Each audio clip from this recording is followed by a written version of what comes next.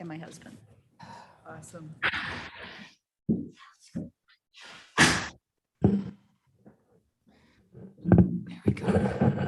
Good morning, everybody. Good morning. Before we begin, let me just comment on the weather today. How spectacular it was to wake up and to go for my morning dog walk and put on a sweatshirt because it was in the 50s after it being in the high 80s last week. So thank goodness for September. So let us begin. Let me convene the Executive Committee of Wednesday, September 8th, 2021. And clerk, could you please call the roll? Bates, Here. Berman, Berman here. Davis. Ford, Present. Fraz, Here. Gums, Gums here. Kenyon, Caius, Caius present. Martin, Martin present. Molina, Sanchez here. Strathman, Strathman here. Surgis, Tepe, Deputy here. and Shepro. Pro is here. Quorum. We do have a quorum. Ms. Bates, could you please lead us in the Pledge of Allegiance? I pledge allegiance to the flag Of the United States of America and to the republic for which it stands, one nation, under God, indivisible, with liberty and justice for all.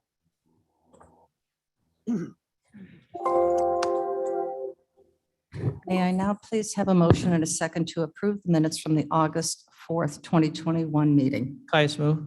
Berman second. Berman seconds. Are there any adjustments or thoughts or edits to these minutes? Hearing none, seeing none online. Clerk, please call the roll. Bates, here. Yes. Berman, Berman, yes. Davis, did you arrive? Ford, Yes. Fraz, Yes. Gums, Yes. Kenyon, Yes. Caius, Caius, yes. Martin, Yes. Molina, Sanchez, Yes. Strathman, Yes. Surgis, Surgis, yes. Tepe. Deputy, yes. Do you vote, Mr. Shepro? Oh, yes, sorry, I do. Okay. Yes. It passes. It Oh, passes. yes. Okay. Was that a yes vote? Yes? Okay, very good. I know that we have some public comment. So I want to make sure that everyone knows that we have 3 minutes to talk. Please introduce yourself as well as your address. And then we'll time you for the 3 minutes because we have several speakers. Please do not use any offensive or derogatory language. And I'm sure that we'll find your comments to be very informative. So the first person who has signed up. Oh, I'm sorry. Board Member Mohammed Iqbal. Yes, thank you. Sure, I'm here. welcome.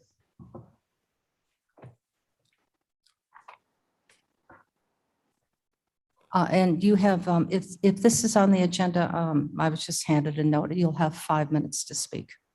Okay, thank you. May I proceed? Yes, please. Yeah, my name is Mohammed Iqbal. I'm a board member from District 19. And today I'm speaking as a taxpayer and a resident on the matter of a solar farm. It's not in my district. As you know, this farm is being proposed on the judicial campus south of sheriff's office and a coroner's building. There's an empty lot north of Peck, north of Fletcher. On the south of Fletcher are townhomes. I happened to run into this controversy.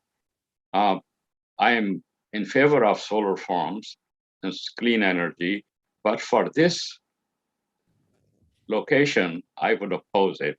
And I have 2 reasons for that. Number one, procedurally, Madam, you know, we have a development committee, we have a zoning board, and this is a change of zoning from one use to another. And I believe it should come through proper channel, come through the proper committee, proper hearing. before a project coming to exec committee or going to the board. What we have before you today, Madam Chair, is a contract between a company called GRNE and the county board or the county. The contract will be for 25 years, and this company will install and manage or maintain this solar farm. The expected output would be roughly 2 megawatts.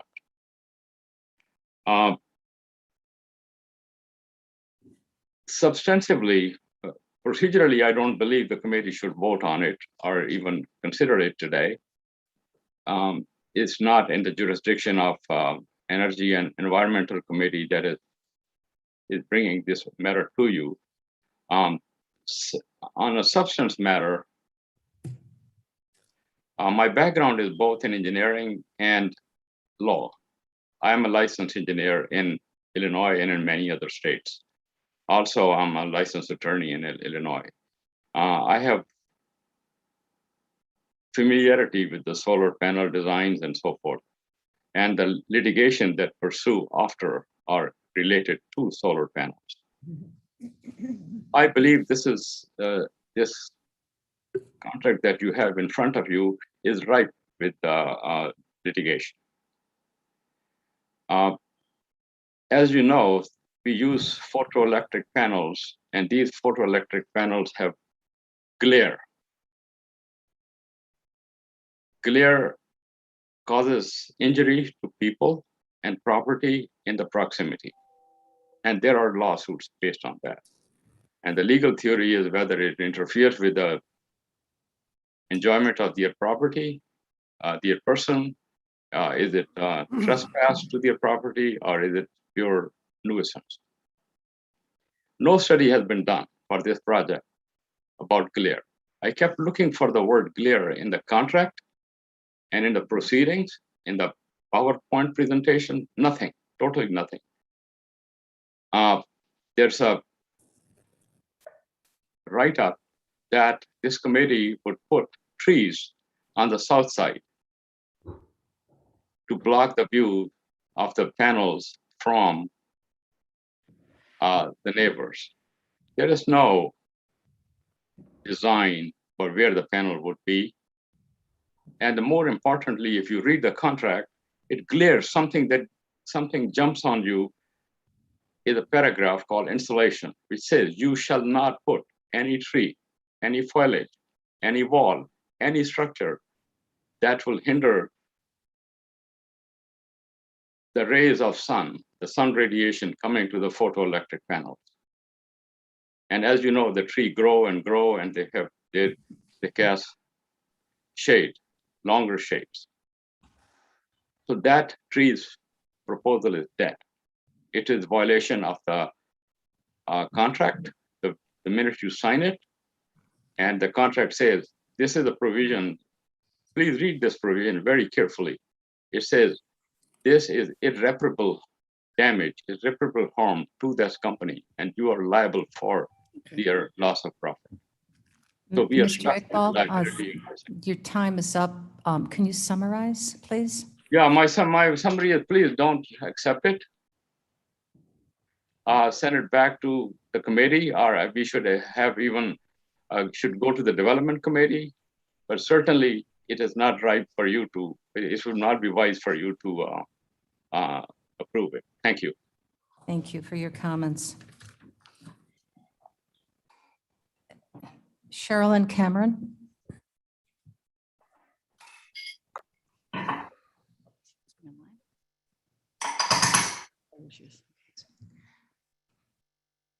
Ms. Cameron, before you begin, please, this is about a topic that's on discussion point today, correct? And so you'll have 5 minutes.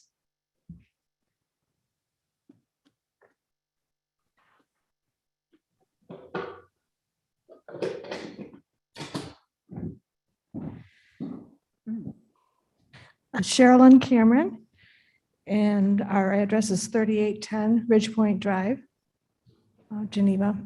Thank you for displaying the photo up there. I believe, well, these comments are in reference to the landscaping plan for the proposed solar farm.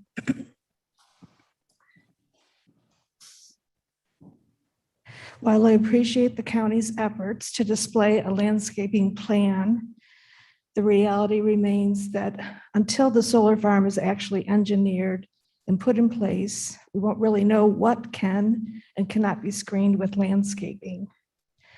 That will be long after a 25-year contract has already been signed. It would be a horrible time to find out that the 4,800 solar panel farm built cannot be effectively screened from all the homeowners who live 250 feet away. What happens then? Pictures of the site don't seem to truly depict what it looks like in real life, although we have a zoomed in picture there, so it's a little bit more realistic today. The view from our house appears much closer than what pictures are shown, and undoubtedly 4,800 bright blue solar panels will catch your eye and become a focus right through any trees planted. Attempts to screen this view will undoubtedly be met with interference of solar panel energy production. We've already been told this would be an issue.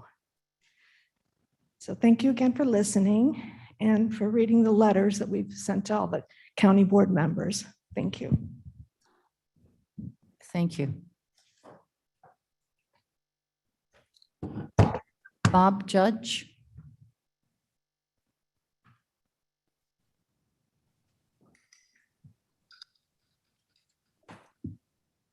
And Mr. Judge, this is, I assume, to topic. Yes. 5 minutes. Good morning, committee. My name is Bob Judge. I live at 3726 Ridge Point Drive, rare subdivision.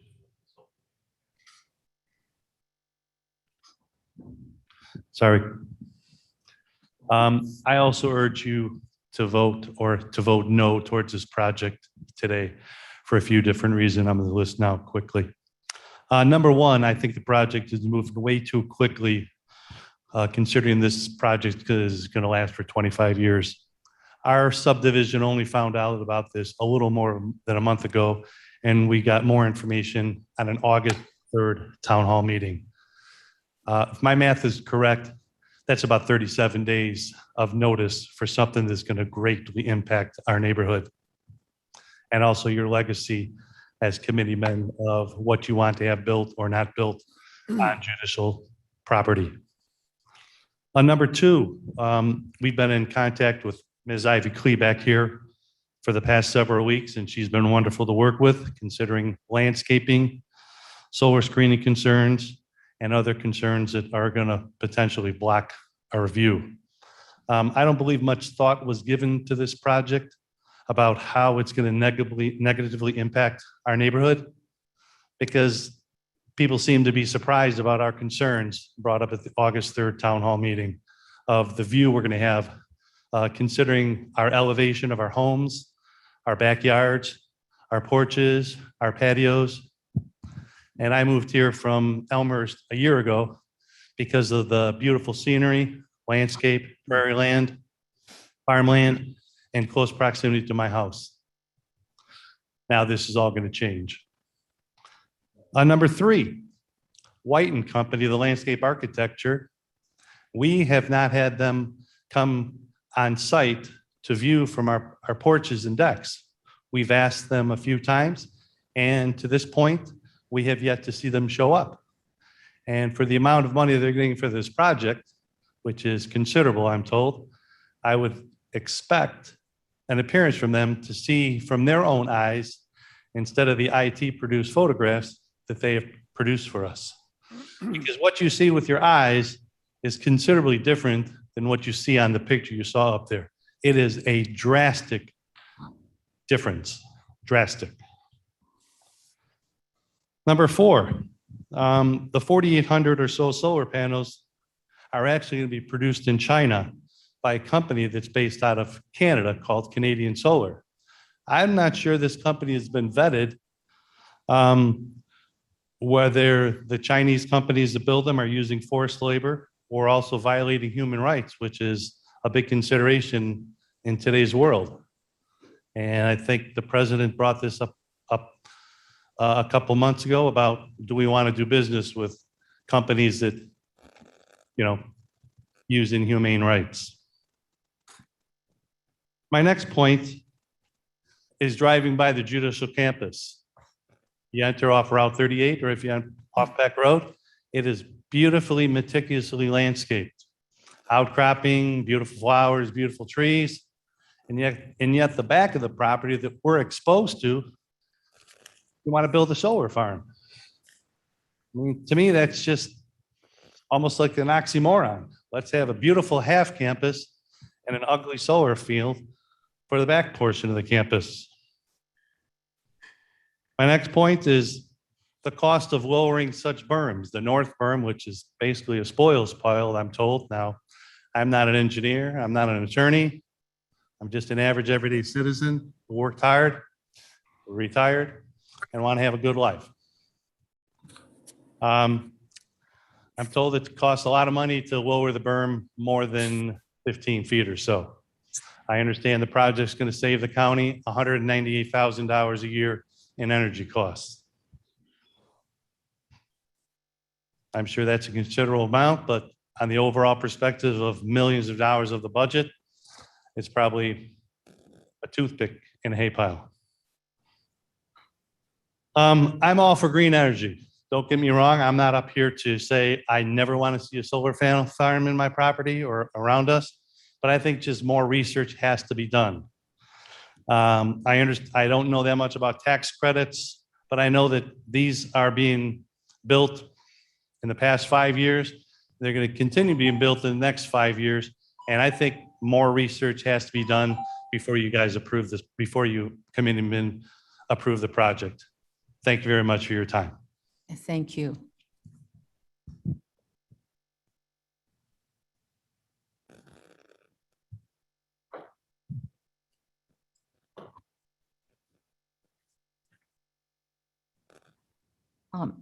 Paul Cameron, are you here?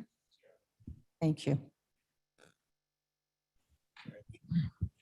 And Mr. Cameron, your wife has shared with me that you have taken now 9 days off from work because of this project. I could be getting close to that Okay. in order to be able to attend these meetings that are so important. So Thank you.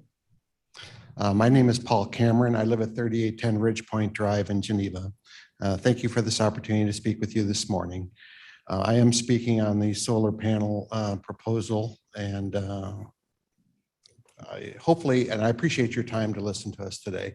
Hopefully the emails that we've been sending to you all have found their ways to you, and I hope you've had an opportunity to look through the statements we've had to make. We appreciate the efforts that the folks from the Energy and Environmental Committee have made to work with us. Mavis and Ivy specifically have spent quite a bit of time trying to address some of our concerns. And while we've made some progress in some of those areas, I think what has significantly been missed in this whole planning project, and what I tried to call out in the email that I sent you all, was the berm pile, or what's being called the north berm. And I'll just read my letter to you, and it won't take a part of it, and it won't take too long. But what has become apparent throughout this process is that the planning and feasibility study that were done for the project failed to take into account the aesthetics of the site from the existing neighborhood and the costs that would be required to reach an acceptable compromise with the residents. Specifically, the county maintains that a part of the solar field must be built on top of the existing construction spoils pile, AKA the north berm. Now that the costs to regrade the site correctly are being considered, it is estimated to be too expensive to make the project feasible. As a result, these concerns are being ignored, and the project is being pushed along without the necessary site changes. And as I called out, it's not too late to change this. The path of this project is in your hands. We've tried to be good neighbors. We tried to cooperate, but there was a piece of this proposal that just was not addressed very early on in the planning. And as a result, now you're forced with a difficult decision to just stop it because those concerns weren't factored into the work that should have been done a long time ago. So I would appreciate your thoughts and concerns to that point of view, and that the perspective that this project will potentially provide our homeowners for the next 25 years, should this get approved. Thank you very much for your time.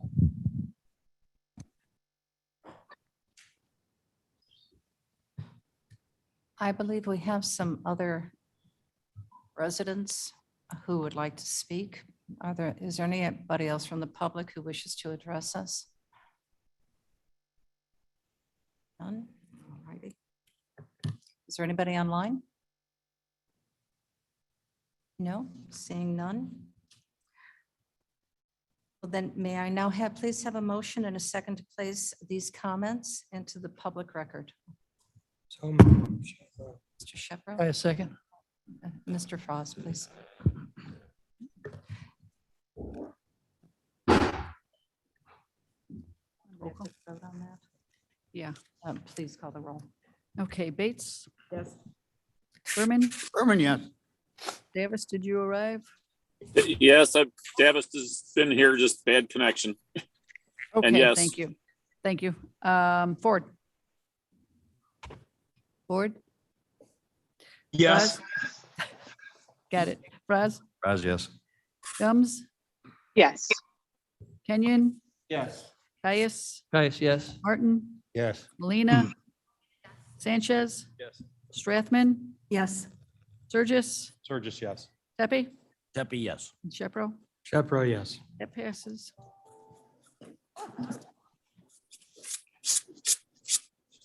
Coffee cup has a leak. Our monthly financials, Mr. Onsick, please.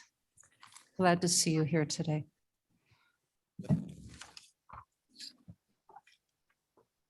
Thank you. Good morning, everyone. In addition to the report that is included in the agenda packet, the budget versus actual report for the county board office, farmland preservation, et cetera, I do have a couple of presentations I'd like to run through quickly for you. One is the health insurance fund budget. It's the first one here. This was not available at the committee of the whole, so I wanted to provide it for you this morning. So what went into preparing the health insurance fund budget is that right now we're looking at the budget, which incorporates all of the positions that are now included in the proposed budget for 2022. So there is an increase in the number of positions, which has led to an increase in the total budget. One thing to point out for those of you who might have been interested or following along is that fiscal year 2022 is the fourth year of a four-year plan in which we're moving all of the individual plan and coverage rates to an 83% employer contribution and 17% employee contribution. So this will be the first year in which it's across the board, which will make all of our calculations going forward much easier. The health insurance rates increased an average of 7%, 7.2% for PPO and 6.9% for HMO. There's also been an additional tier created where we separated what used to be employee plus children and family. They used to have the same rates for each of them. They have now been separated into two different rates, with the employee plus children rate being lower than the family rate. This had an unanticipated consequence, I guess you could say, that it did increase the overall contributions by 2.4%. But we were required to do this based on a settlement of a union grievance. Dental insurance rates remain flat, vision insurance rates remain flat, life insurance remain flat, and the broker fees remain flat. So all of that is what was factored into this budget. So that this is the one fund in which all the employee contributions and all of the employer contributions are accumulated. So I've tried to split it out by the various components. And so in the revenue column, you see what's going into the fund, and then the expense column is the estimated expense that goes out of the fund. There's also an estimate of retiree contributions, and that's based on the last 12 months of retirees, and it fluctuates from year to year. The employer contribution, it's difficult to estimate, but it ranges between $35,000 to $40,000. And this is the contribution or the expense to the county of the 10% subsidy for the retirees who qualify for that. Then you have the dental insurance expenses and the contributions. Down at the bottom, we have the $10,000 flexible benefit administration expense. And then we also have some investment income of 0.4% on $7.5 million average balance, which yields about 30,000. So it's a balanced budget. That highlighted line where you have for MERP contributions, that's the medical expense reimbursement plan, that those are for employees who choose to opt out of the county's regular insurance. I have a little bit of detail here. The actual, and this is based on 12 months expense. The expense for premium reimbursements is about $53,000. FICA expense for those reimbursements is $4,000. The medical expense reimbursements are about $129,000. And then the shared savings with the company that administers the MERP program is $158,000. So total expense is $345,000, but we've actually are budgeting the maximum possible cost, which is $817,000. So that yields a margin of $472,000. So it's that margin that if we go back to the previous screen here, that yellow highlighted line, way off to the right there, that's $6,623. That's what we need to balance the budget. So we're pulling that out of the MERP budget, which still leaves a substantial margin there in case we do have more expenses than we would anticipate based on actual track record. So the total change from year to year is almost $3.8 million. Again, it's the result of an average 7% rate increase. There's also that additional 2.4% increase as a result of separating the tiers for employee plus children and family. And then there's the remaining 10.6% increase as a result from an increase in the headcount that's built in to the 2022 budget since 2021. I now have a presentation on the general fund, but I'd be happy to answer any questions regarding the health insurance fund budget.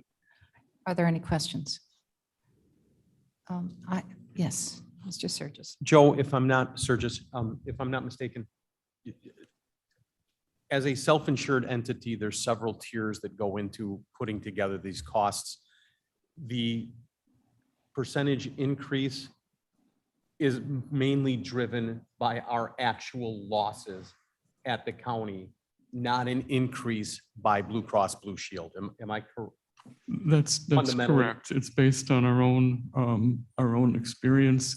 It's also, they do factor in general experience in terms of trends, but it's primarily the result of our own county experience. And I just wanted to share that information out with everybody and then point out, and I know it was just one line item on a screen of a very busy man, but getting to the pure 1783 split has been an accomplishment that Joe has been working on for years. And I know that might glaze over everybody and say, what's the big deal? It's a very big deal in terms of our union contracts and negotiating and making, and it just simplifies everything that we have to do from this point forward. And I really have to hand it to Joe. When we brought this to him years ago, he rolled up his sleeves, said, here is the plan. We will incrementally do this. And by this year, we will be pure on this. And he has delivered that. And I just want to thank you again. Thank you. Thank you for those comments and thank you, Mr. Onsick. I have one question. Anecdotally, I have heard that we have spent of last year about $1 million on COVID related cases. Did that have any impact on the 7% raise in our insurance rate? I don't have that detailed knowledge to know like what extent. These rates came from our insurance broker, who was the one who was in the mix of all of those figures. I'm not sure to what extent COVID impacted it. I do know that our actual expense in total is what led to the rate increase. And so to the extent COVID was a part of that, I'm sure it did impact it. Is there any way that perhaps at our next meeting, you can have the time to just to drill down to find out what that actual expense is? Because that should be something that we should be at least acknowledge to make sure that our employees maintain the best health they possibly can. Sure. I think Human Services Committee does provide all of that detail. That might be an appropriate place for it, but I can also try to provide that to the executive committee as well. Okay. Thank you. Jamie, is that something that you might have offhand, or is that, can we bring that to committee and drill that? I do have that offhand if you'd like to discuss it now, as we were looking at it earlier. So if you'd like to hear about it now, I can have that information. Would you like to hear about that information now? Because I believe it may have a direct impact upon this cost. Yes, please. We did have just shy of $1 million in total cost for COVID treatments for people on our health insurance plan. That out of a roughly $12 to $13 million in total expenses. So it's just shy of 10%. So that did have an impact on the increase in our total claims costs. So it would then have a resulting effect on our total premiums for the next year. It does not include the cost of testing and other things. That was strictly treatment costs for COVID-19. Okay. Are there any questions about this? Well, sure. Is that reimbursable out of any committee? But even so, if it is reimbursable, there's an impact on less money spent on other things that may be preventative, that may be good for our environment, that may be good for social welfare. $1 million, in my estimation, is a significant amount of money. So it's, I just wanted to call that to your attention so that we're aware of the actual cost here in Kane County of taking care of our employees to make sure that they get back to health and get back to work. Yes, Ms. Bates. Thank you for bringing that up, Madam Chair, because I think it emphasizes the true impact of COVID on our, it helps to emphasize the true impact of COVID on the county. Mm-hmm. Okay, all right. Thank you. Thank you both.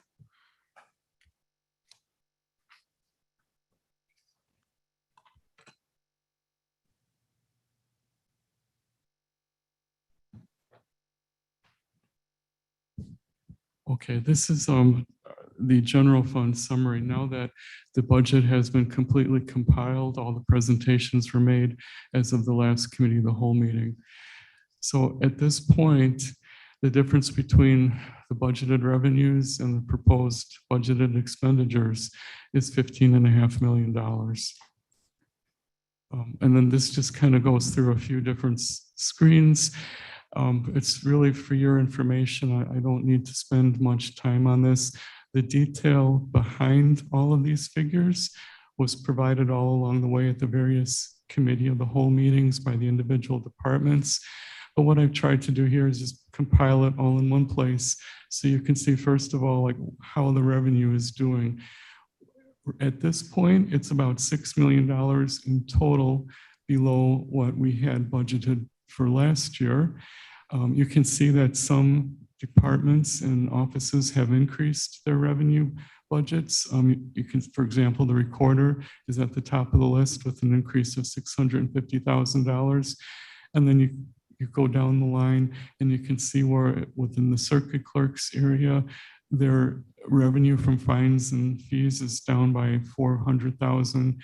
You have the state's attorney's fees down by $1 million.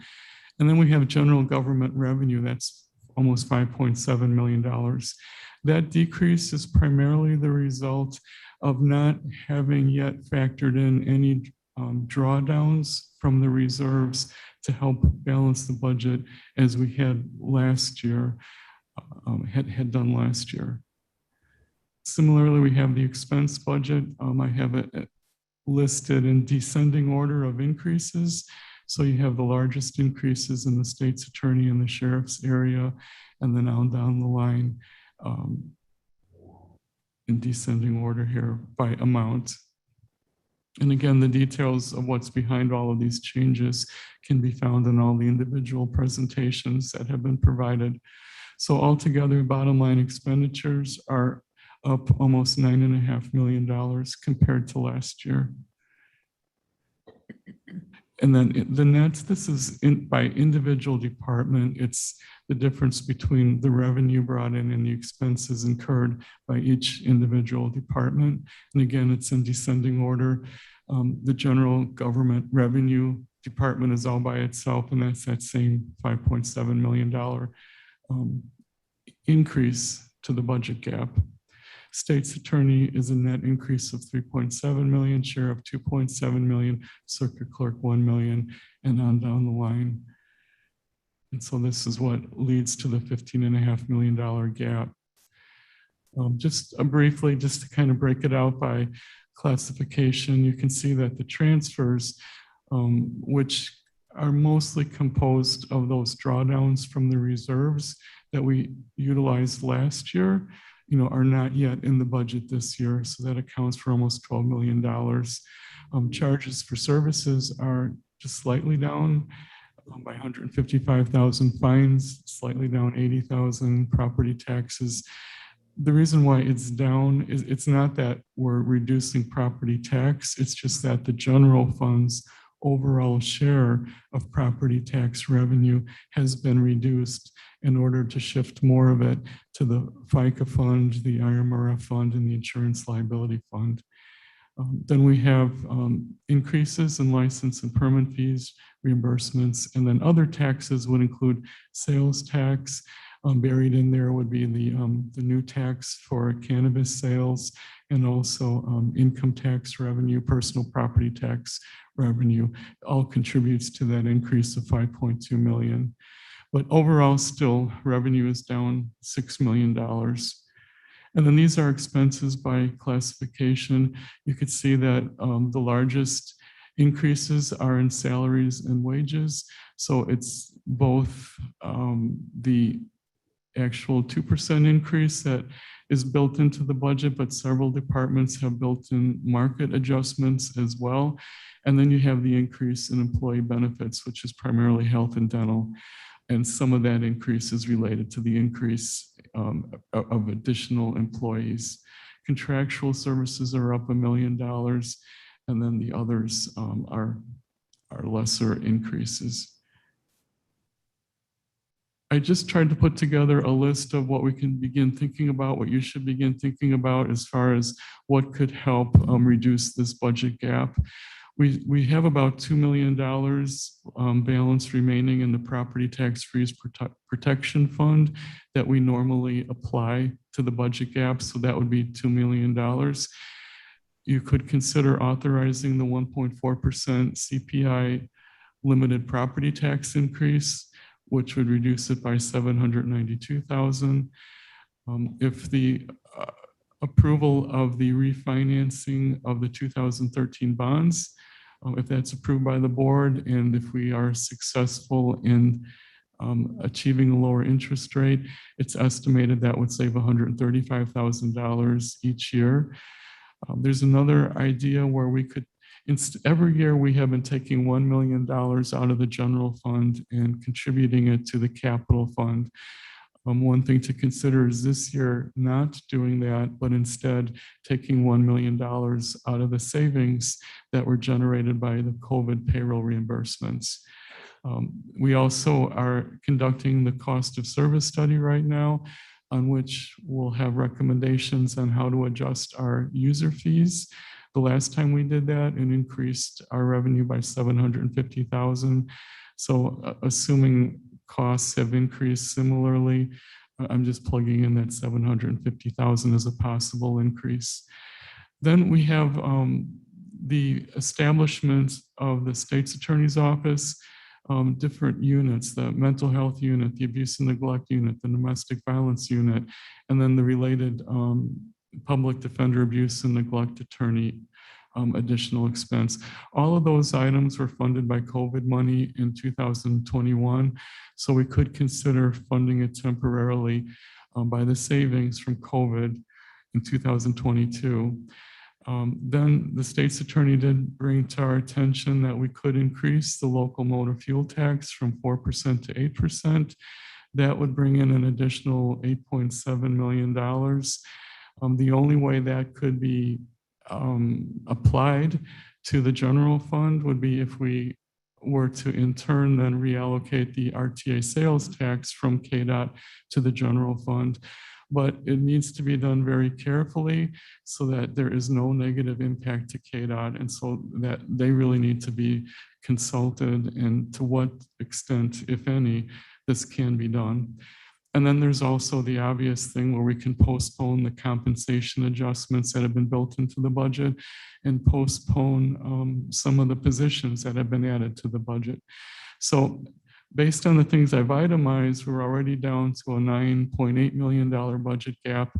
The things that are left blank might be able to be to bring it down completely to zero. So this is what we should be thinking about over the next few weeks.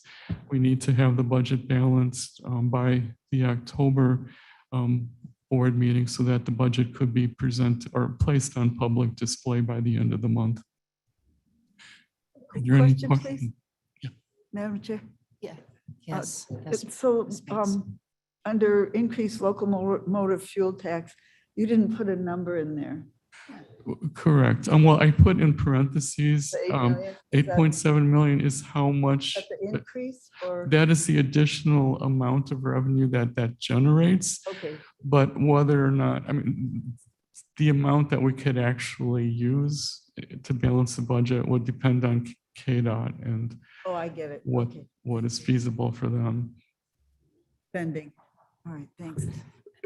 Ms. Dronsick, there was another proposal that was brought forward by the state's attorney, which would be a countywide sales tax. Yeah. And that would then, if the board decided to move in that direction, that would be placed on potentially the November 22 ballot. And that revenue passed by the county, by its voters. That money revenue would be coming in. At what point would that come in 23 or 24? The timeframe is different than what you're mentioning. I did not understand that it could be placed on the November ballot. The November 22 ballot, not the primary ballot, which takes place in June. Okay, a year, I see. Okay, that makes more sense. Okay, I missed the 2022 year. So then if that were the case, I believe it would be the following January, so that'd be January 2023. 23, okay. And the potential revenue from that would be 15 million, is that correct? That may be an overestimate. What I've been doing further research, that was the original estimate if you were to look at sales tax revenue brought in by all of the sources, which would include general merchandise, food and drug, qualified food and drug, and then there's also what they call titled personal property. It was all three categories, but from what I understand, the special tax only applies to general merchandise, which is a smaller subset. And I'm trying, actually I was trying to work last night to try to figure out how I can isolate that figure. So it would be less than that $15 million, but still a fairly significant amount. probably more than we need to balance this year's budget. But of course, that would be in 2023. We didn't mention a percentage. It goes from, I think, quarter points Yeah. to 1.5%. Is that correct? I think the maximum is 1%, if I remember correctly, but a 1/4% increase would yield around less than 15 million, but let's say 13 million roughly. So that's a penny on the dollar, is that correct? It's at full 1%. Is that what we're looking at? No, the 0.25% yields the 15 million that you first referenced. That's only 1/4%. You would multiply that by 4 if you're going to go to the entire 1%. Okay, okay.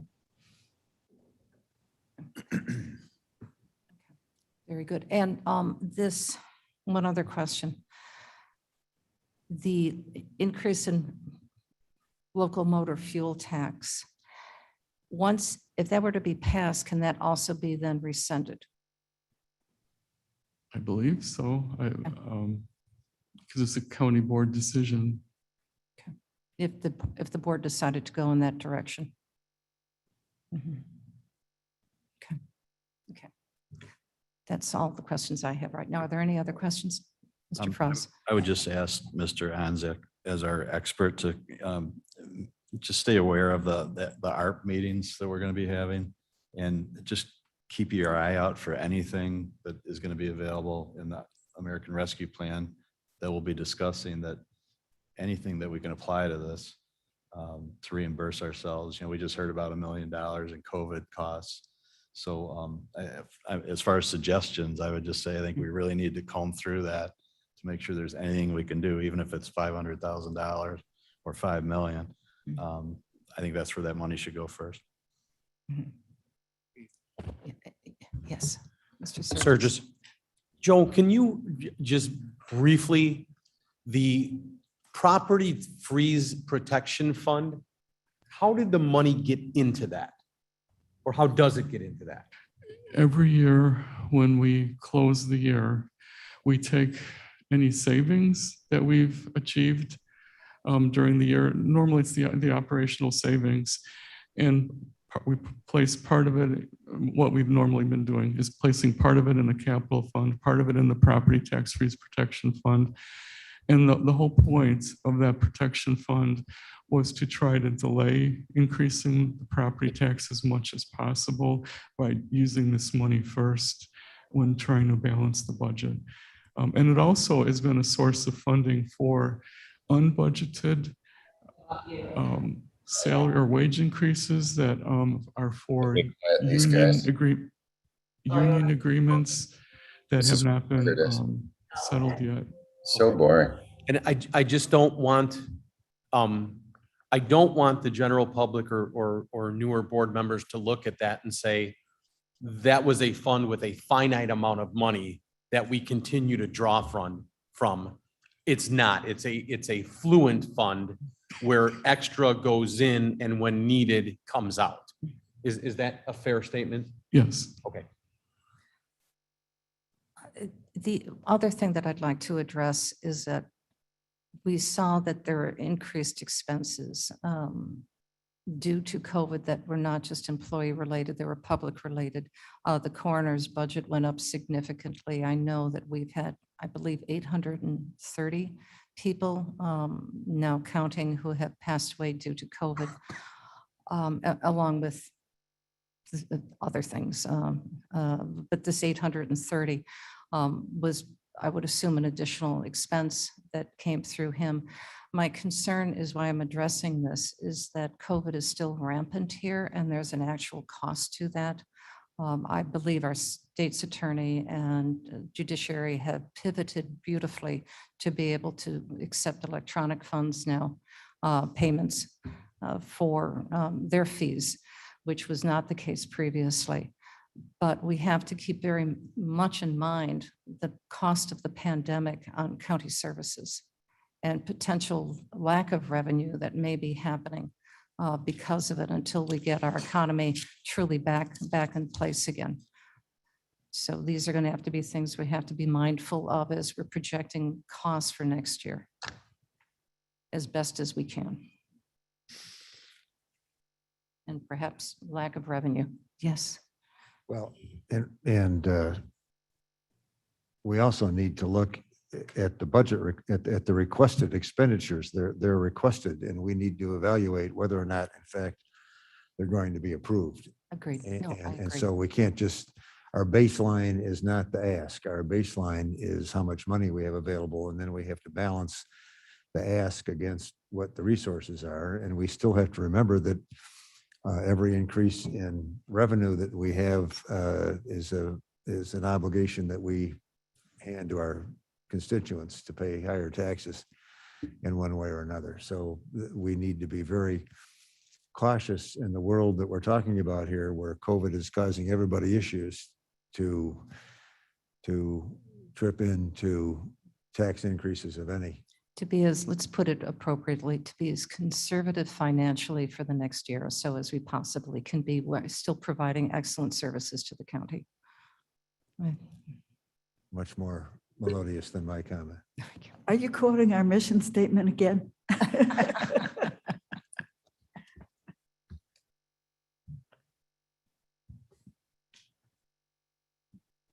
Are there any other questions, for Mr. Onsick? No, thank you very much.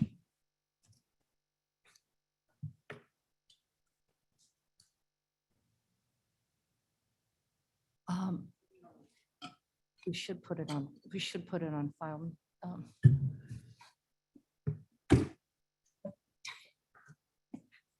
Yeah, Mr. Shepro, would you please like to make the motion to put these financial statements on file?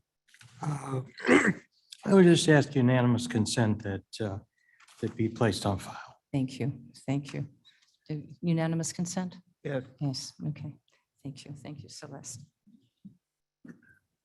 Yeah, it's sobering. I have to say, when you start looking at budgets, it's very sobering.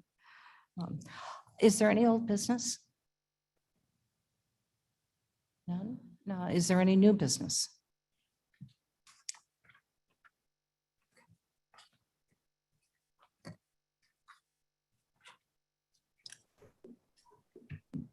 So let's go over to our preliminary county board agenda. Mr. Sanchez, could you present 3 items from the American Rescue Plan? Madam Chair, I'd like to move the first 2 together. The third will require an amendment. Second, to move items 1 and 2. Mr. Fraz. Berman, second. Okay. We've discussed those in committee. I don't know if there's any questions anyone has. The first one was just approving the emergency purchase for consultant services to complete our reporting that was due on August 31st. And we worked with the company KEB that we used last year for the CARES Act. They did a very good job. We got everything in on time and it looks good. The second one is allocating the actual lost revenues that we have seen. We created the allocation of $7.4 million, I believe, last month, and Mr. Onsick provided actual figures of lost revenues by department that are eligible for recoupment, and that's what the second item relates to.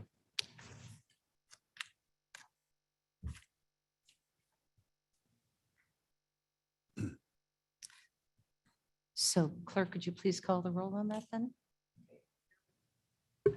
Bear with me on this, it's been a while. Call We're these- gonna do the first 2 together as, and Together. Fraz and Berman move that, correct? Correct. Yes. Correct. Okay, so let's do that.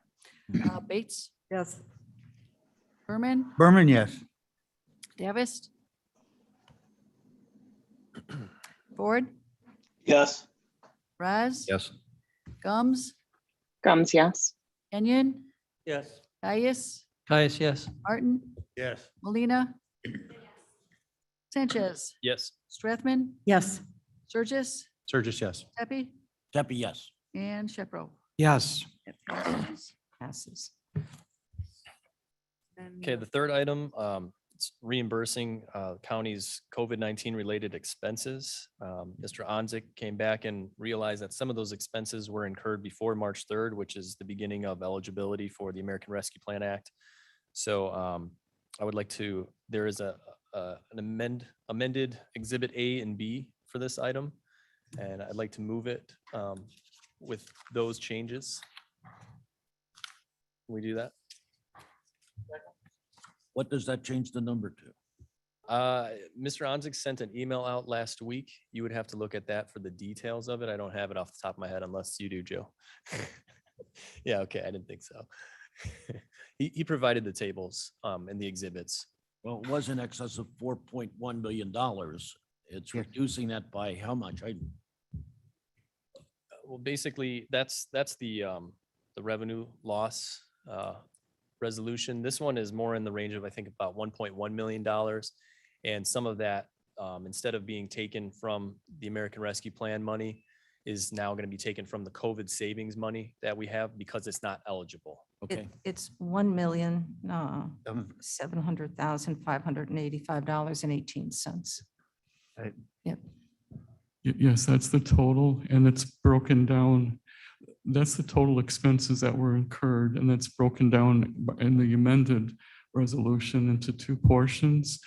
Roughly half of it would be reimbursed through the American Rescue Plan Fund, and the other half would be reimbursed through the savings that were reserved from the payroll reimbursements.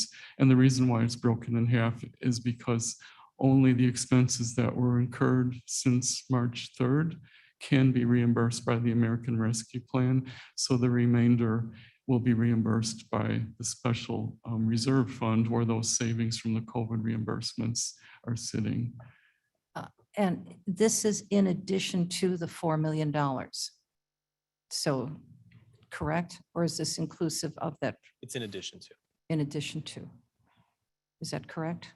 This is an additional expense. Yes, So, Tepe here. So that means that it's about $500,000 that would addition that's coming out of the ARP funds? yes. Okay.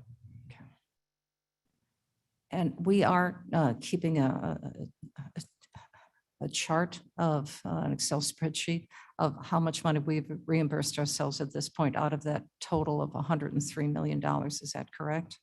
So we know what the drawdown has been so far? Yes. Okay. It'd be nice to get a report on that with your committee so we can keep aware of what we are reimbursing ourselves for as we start planning out how we give money out to the community. It'd be helpful. Know what our budget is.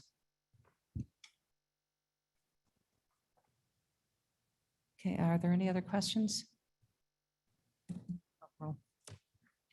Okay. This is Bates.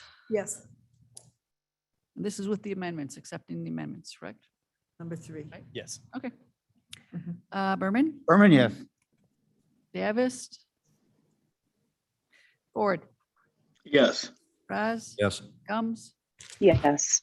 Kenyon, Yes. Caius, Guys, yes. Martin, Yes. Molina, Sanchez, Yes. Strathman, Yes. Surges, Sturgis, yes. Tepe, Tepe, yes. Shepro. Shepro, yes. Passes. Very good. Ms. Bates? The Energy and Environmental Committee would like to put forth for the consent agenda, authorizing refuse and recycling services for the Mill Creek Special Service Area. I'd like to move it and I'd like to ask for a second. Raz seconds. Thank you, Mr. Fraz. Jennifer Jarland, Ms. Jarland is on the Zoom call if there are any questions. Are there any questions? Sorry, who's second? I went blank. Raz. Mr. Okay. Foss? Thank you. Are there any questions? Hearing none, could please call the roll. Bates, Yes? Berman, yes. Ford, Yes. Raz, Yes. Gums, Yes. Kenyon, Yes. Caius, Caius, yes. Martin, Yes. Molina, Sanchez, Yes. Strathman, Yes. Surges, Sturgis, yes. Tepe, Tepe, yes. Shepro. Shepro, yes. Passes. Passes. Thank you. Mr. Berman. Yes, on the finance consent agenda, I'd like to remove item 7 for discussion. Are there any other that we'd like to remove? 21, please. 21?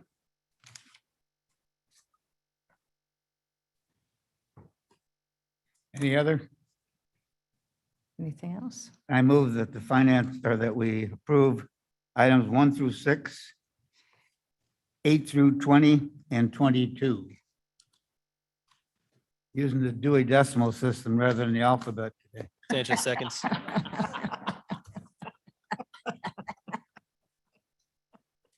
Sanchez? Jeffy would like to second that. Are there any questions or comments? Hearing Mr. none. Berman's age is showing when he remembers the Dewey Decimal System. But he forgets the alphabet. I like the Dewey Decimal System. Please call roll. Bates, Yes. Berman, Yes. Ford, Yes. Raz, Yes. Gums, Yes. Kenyon, Yes. Caius, Caius, yes. Martin, Yes. Molina, Molina, yes. Sanchez, Yes. Strathman, Yes. Sturgis, Sturgis, yes. Tepe, Jeffy, yes. Shepro. Shepro, yes. Passes. Okay, passes. Very good. Item number 7, approving a power purchase agreement and lease for solar energy with GRNE Solar Field 05 LLC.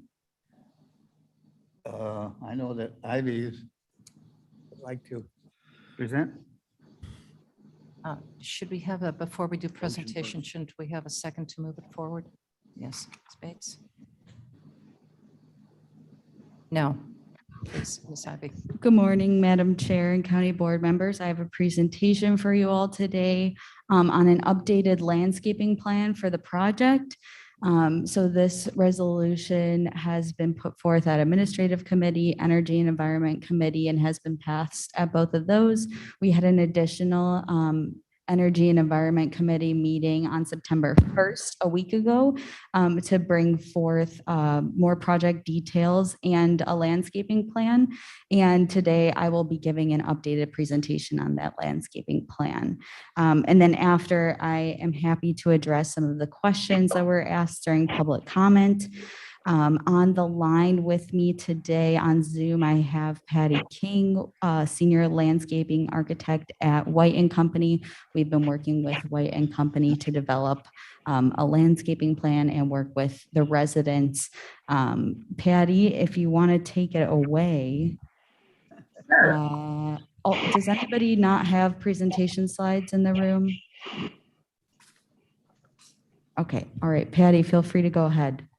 Great, thank you. It is definitely a pleasure to be here. I did want to address quickly some of the comments that the public had earlier in the meeting. We certainly feel like we do also need to communicate with you. We will make an opportunity to meet with you at your home. We definitely want to look at your view in person. We feel like that step needs to be done once the site's been engineered so that we can accurately and appropriately provide you information that is useful as opposed to concept plans. So if you, I beg your patience in the process.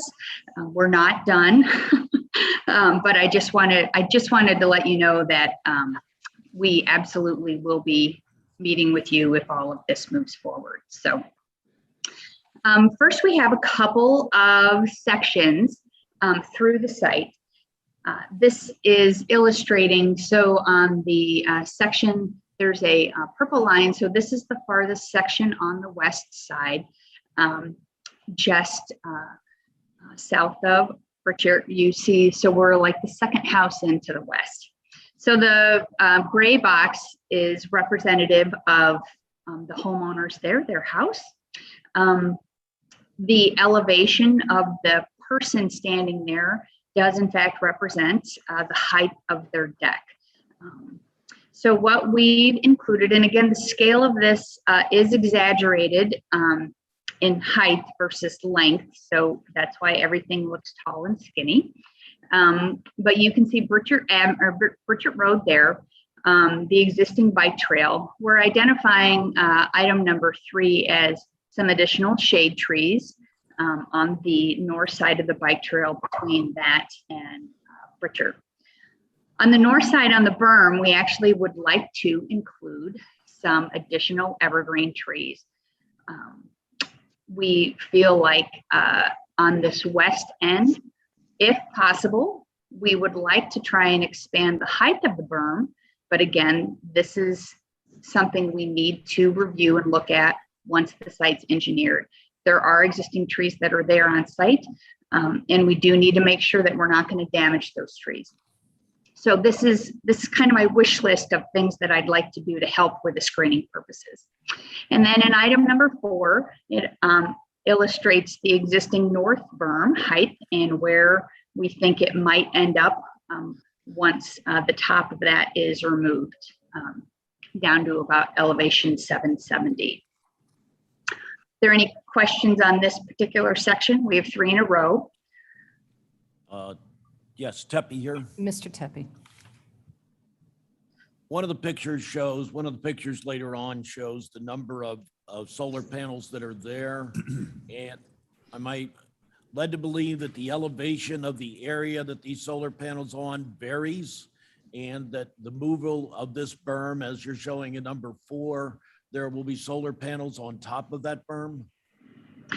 My understanding, so first off, we've not engineered the site, so there's not been a grading plan. There's still a lot of thinking work that needs to occur.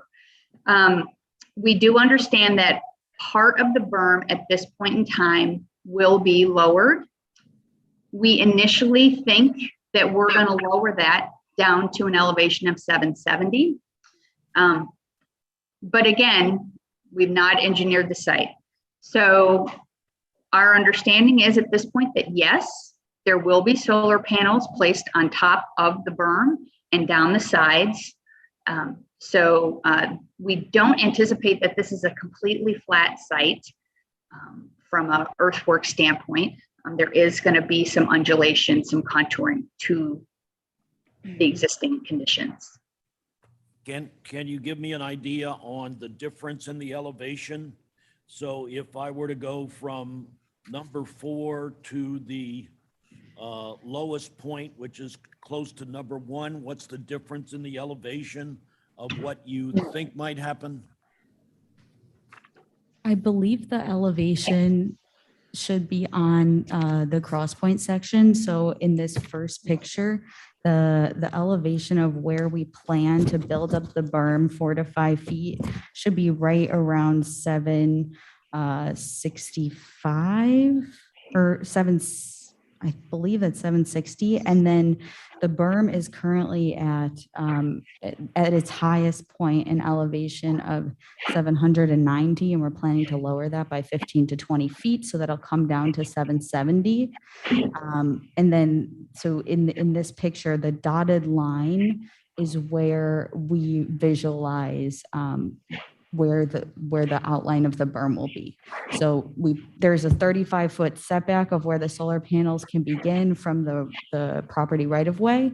So I can use my pointer. We believe the panels will start right around here, kind of right at the end of the southern berm, and then We cannot see what you're highlighting. okay, so right at the point number 1, if you were to draw a straight line through point number 1, that's where the solar panels will begin. They'll be put in that valley area. They'll continue along up on the northern berm, and then they'll continue on the north side of the northern berm. So again, what you're saying is there's a 10-foot difference in the elevation between the lower point and what is the projected line 4? It's going to vary throughout the property site. So the highest point of the berm right now, which is, I believe, the image that we're looking at, it's currently at 790 feet. So that's going to come down to 770. And then based on this picture, I believe it should be right around 760 in elevation. Is that correct? Okay. So approximately 10 feet. Okay. Thanks, Patty. Thank you. Sure. Yes. Just Surges. The little house on the bottom left in the gray box with the person standing on it. Yes. Is that where you said that was the deck height? Is that the Yes. top of the house? I'm No. I'm not understanding. It is not the top of the house. It is the top of the deck. So, okay. Their first floor level. Got it. So suffice it to say that if they had a window in a bedroom up on the second floor, it would be significantly higher than the little gray person. That is correct. Yes. I'm seeing a lot of head nods confirming that. Wait, why are you saying no, Vern? Because the deck is on the second floor. No, No, you're mistaken. I'm seeing from the audience what you just said has been confirmed. Okay. And then in terms of the lowering of the berm, so I think that would be your number 4. Yes. It would be helpful to see how high, I don't know the solar arrays, the panel, I don't know what the right language is, how those would sit on there. Ivy, please correct me. I do believe that the panels and their appurtenances are approximately 5 to 7 feet tall. 7 feet, Excellent. 7.5 feet. Okay, great. So my question would be to see something like this with a rendering that shows that line of sight, not from a person standing on a deck, but from that higher window or whatever, and the top of the array or appliance or whatever. We do have a rendering from a picture of a second floor deck later on in the presentation. I'm Yes. so sorry. No, I'm so that's sorry. okay. And we do also have cross-section images with drawings of solar panels, if you would like to see those. And I did see in the original packet, I think it was pages 18 to 21 that showed the blue panels is kind of that what you're referring to? Mhm, yep. Okay. So that is that line of sight from that second floor. Mhm. Okay, thank you. Yep. All right, any other questions on this slide? And if not, if we could move that to the next one. So this slide moves just to the east. So this is our third house from the driveway into the townhouse development. So again, you can see that at this point, the elevation of item number 3, the berm is a little lower. So we're going to drop that down again to the 770. But we continue to have, we feel as though the berm that is there and the existing vegetation that's there, we're not recommending at this point adding any soil to this section of the berm. But we will add additional evergreen trees. We do still have the additional shade tree that's identified between Britcher and the bike trail. And then again, this would represent the exterior deck elevation from the house. And we have one more section. So this is the far eastern section. Again, as we move farther east, the house is there, our existing shade trees, and then again, our evergreens on the south face of the berm itself.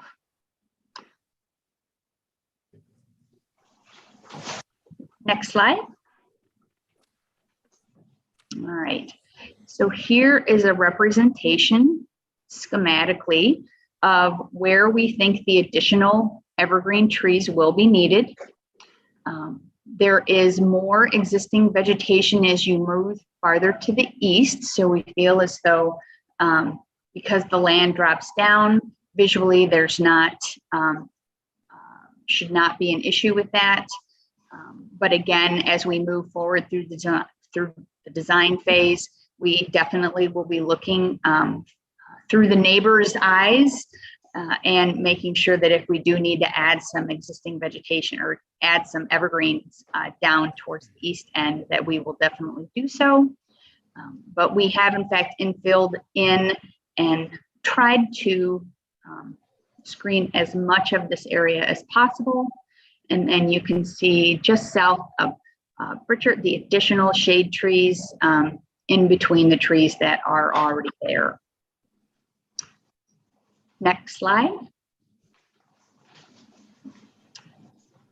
So here is a schematic. Again, this is a preliminary schematic of where the solar array will go. The blue lines represent rows of panels. They are offset 35 feet from the property line, which essentially lines them up at the north end of the berm. There's the berm. Just so I am orienting myself, where I see the dark wavy line, that is the berm. Is that correct? Am I seeing two berms here? Is that, you see at the bottom? You see the line of trees, and then there's a dark wavy line. Is that the That is, existing berm? my understanding is that is the valley between the two berms. So where it's dark is a valley, where it's light is a berm. Right.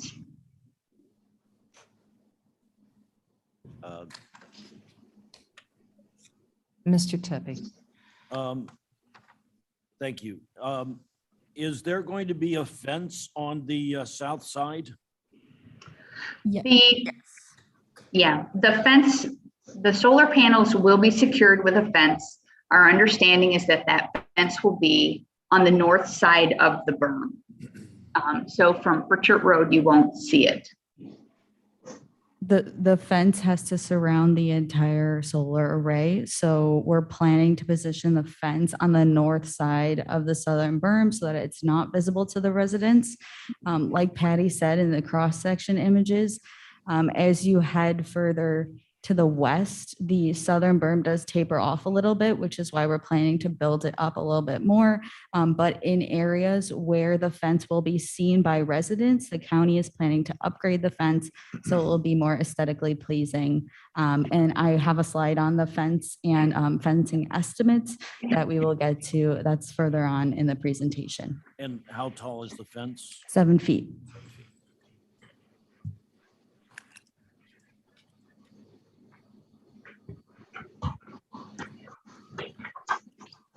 Any more questions on this slide? No. No? All right, Patty, I can jump in here for a second. So yesterday, myself, Chris Allen, Jody, and I met with a representative of HGTS Landscaping and Tree Service. We walked around the Judicial Center. So it turns out that there are going to be some parking lot additions to the Judicial Center, and there are some trees in the way of destruction as a result of the expansion of the parking lot. So we walked around the campus and we looked at some of the trees that are either mature, fully mature. The trees varied in sizes. So the next couple of slides demonstrate pictures of some trees that we are hoping to be able to spade and to replant as a part of this landscaping plan, so that we are not only recycling and repurposing trees that are viable and healthy that are in the way of destruction, but also being able to add more screening as a part of this project and at a lesser cost to the county. So that's a new update to this landscaping plan. I believe we have an estimate of 15 to 20 trees of varying species that we should be able to utilize as a part of the landscaping plan. We're still working with HGTS Landscaping and Tree Service to confirm that we can move some of the more mature and larger trees. But our idea is that these trees will be able to provide more screening to the residents because they are mature, whereas a lot of the trees that we would be planting from a younger age would not have the same type of growth as these trees do. So here we have, there were around 5 trees that are adjacent to the Judicial Center parking lot in the back past the gate. I believe these were all oak trees. These are maple trees, excuse me. And then I stood next to them so you can reference their size. So we had 5, we only have pictures of 3 of them.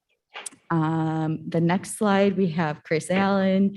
We found 3 oak trees that are in the way of the solar site. So these trees are in potential to be cut down so as to not shade out the solar array. So we figured it would be great to be able to move those and provide screening for the field. So those are the three oak trees are on the image on the right. Chris is standing next to them so you can see how tall they are. And then the image on the left is a walnut tree. I believe there were 4 of those that we were able to use. There were also 2 other species of trees that were a little bit more rare that we should be able to use. They're also on the proposed solar site. And so we also took some pictures standing on the north side of the berm facing the residents. I know it's a little bit difficult to see, so please reference the printout that you have. So Jody and I took these pictures standing on the northern berm facing the residents. So you can visualize what screening is currently there. And our idea is to be able to provide infill where we see windows standing at this site. So if we see a window, that means that the window can see us. So our hope is to be able to provide infill in those gaps and those spaces. And that's what these images are here to demonstrate. And if I may, Ivy, Mr. Sturgis, you can see the top of the windows through there. So that is the second floor. So Ivy, what you just, no. I believe there is a little bit of both first and second floor. Okay, okay. These are all first floors, what I'm seeing right here? Okay. So that's where the deck would be coming out through as well, yes. Okay. Okay, thank you. Any more questions on this slide? So the next slide we have, this is a picture from the Cameron's second floor deck, correct? Or first floor? First floor? Their main floor, excuse me. Okay. Okay. So this is the first floor site. This is their deck. The way that the home is built, it is on an elevation. So this is the main floor and the deck leading off of the main floor. This is the view. So this was a photo that I took at the Cameron's house when I went to visit. The photo on the left is a before picture, and then the photo on the right was created by White and Company. They were able to create a 3D rendering with the solar panels on the proposed site, and then also add some landscaping to that picture. So this picture was presented at the September 1st meeting. So this picture demonstrates the old landscaping plan. We have a picture with new landscaping that will be shown in the next couple of slides. And the arrow is just a point of reference for where that spruce tree is, just so you can see in the next couple of slides. The picture is a different orientation. So this is a picture off of the same deck. I stood at the edge of the deck to get this picture. This is a panoramic view. Again, you can see that green arrow as a point of reference for that spruce tree. So this is what the view looks like currently. And then we wanted to show a picture. So this picture was created by our IT department. We had them create a 3D rendering with the berm taken down 15 to 20 feet and the solar panels added. So this is a artist rendering of what the proposed site will look like, visualization. This is without landscaping. And then this picture, this slide represents the current new landscaping plan. We've added spruce trees and evergreen trees to provide more screening. Now that we're able to have we have the shading trees we'll be able to use from the King County Judicial Center. We'll be able to plant more spruce trees. So this image represents the solar panels in place, the berm lowered, and the spruce trees at their mature height. And the next slide just has all three images together so you can see what the progression looks like. Are there any questions on any of these? Yeah, I think we probably have quite a few. Yes, Where Mr. could you Johnson. enlarge in the bottom of those three? Yeah, I firmly believe that the neighbors' concerns could be mitigated by the pine tree line. Although I do have some serious concerns, but I think that I know this is computer generated, but it speaks for itself. My questions are, what would be the starting height of the trees planted? You know, obviously if you buy a 3-foot tree, most of us aren't gonna be around by the time it's 30 feet. And then what, we have to have a species where the ultimate height is probably less than 30 feet, I would assume, to allow for the solar panels to receive light. So my question is, what's the starting height? What's the ultimate height? And if the neighbors are satisfied, will the solar panel operator be happy if we create shade for them? So just to, Patty, if you want to touch on the starting height and the species and the ending height, and then Sure. I'll touch on the shading. No problem. So we would anticipate the spruce trees being installed probably in a variety of heights ranging from 8, 10, and 12 feet. We can get them smaller, we can get them bigger, but we think that that's an appropriate place to start. Varying the size of the trees as well makes it look a little more natural when it goes in. If it's determined that we would like them all to be, 10 or 12 feet, we can certainly make that change. Ultimately, the spruce will get, 30 to 40 feet at full height, and approximately, 20 to 25 feet wide at the base. We do still need to talk with the solar panel company and share this information with them. So again, we're still in a conceptual phase, and we still have a lot of questions and issues that we need to work out. Yeah, the 12-foot height, I think that's kind of what I had in mind as a starting point. Okay. The species, as long as we're careful with the spruces, because blues and greens are having a lot of trouble right now with blight. So we'd want something that was disease resistant. Thank you. Sure. And in regards to the trees being tall to the point of shading out the solar panels, so we have done a little bit more research into this. So the property right-of-way line, there's a setback of 35 feet where the solar panels are able to start. And then we were able to capture a zoomed in image of some of the current trees and screening that are already out there. So we were able to capture an image with a 50-foot spruce tree and the sun at the point where the shadow going to the north was at its highest point. And that shadow did not exceed the 35-foot setback. So we are confident that when we're having discussions with the solar panel company, with GRNE Solar, that there shouldn't be any issues in regards to planting any of the trees and their eventual mature growth based on what is currently out there.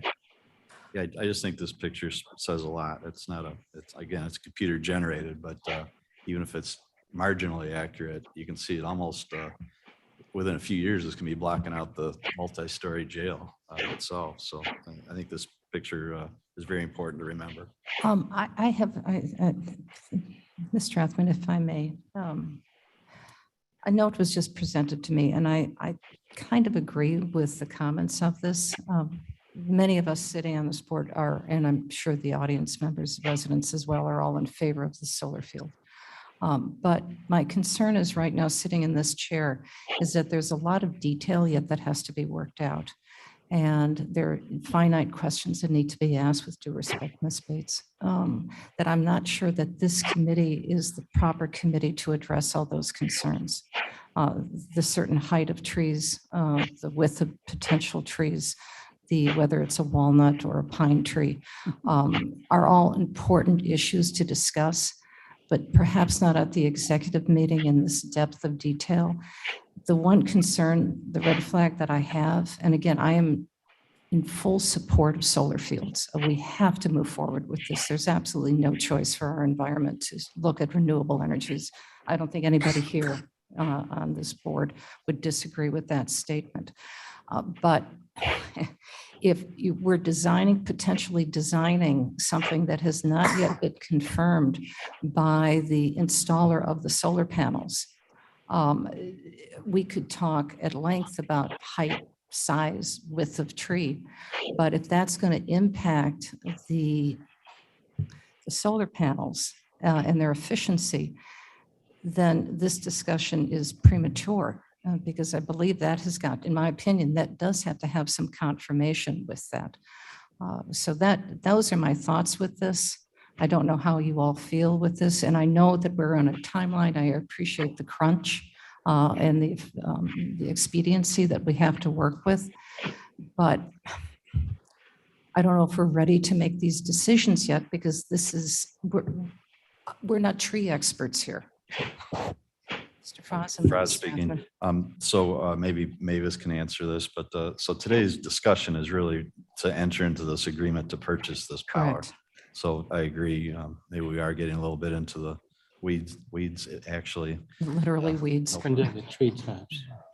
So yeah, I agree. I think we're trying to build the thing here today, and the goal, just so the neighbors know, is to enter into an agreement with this company. It doesn't mean the project's a done deal. No, it's, that's. The agreement is that we would purchase the power. No. Ms. Strathman?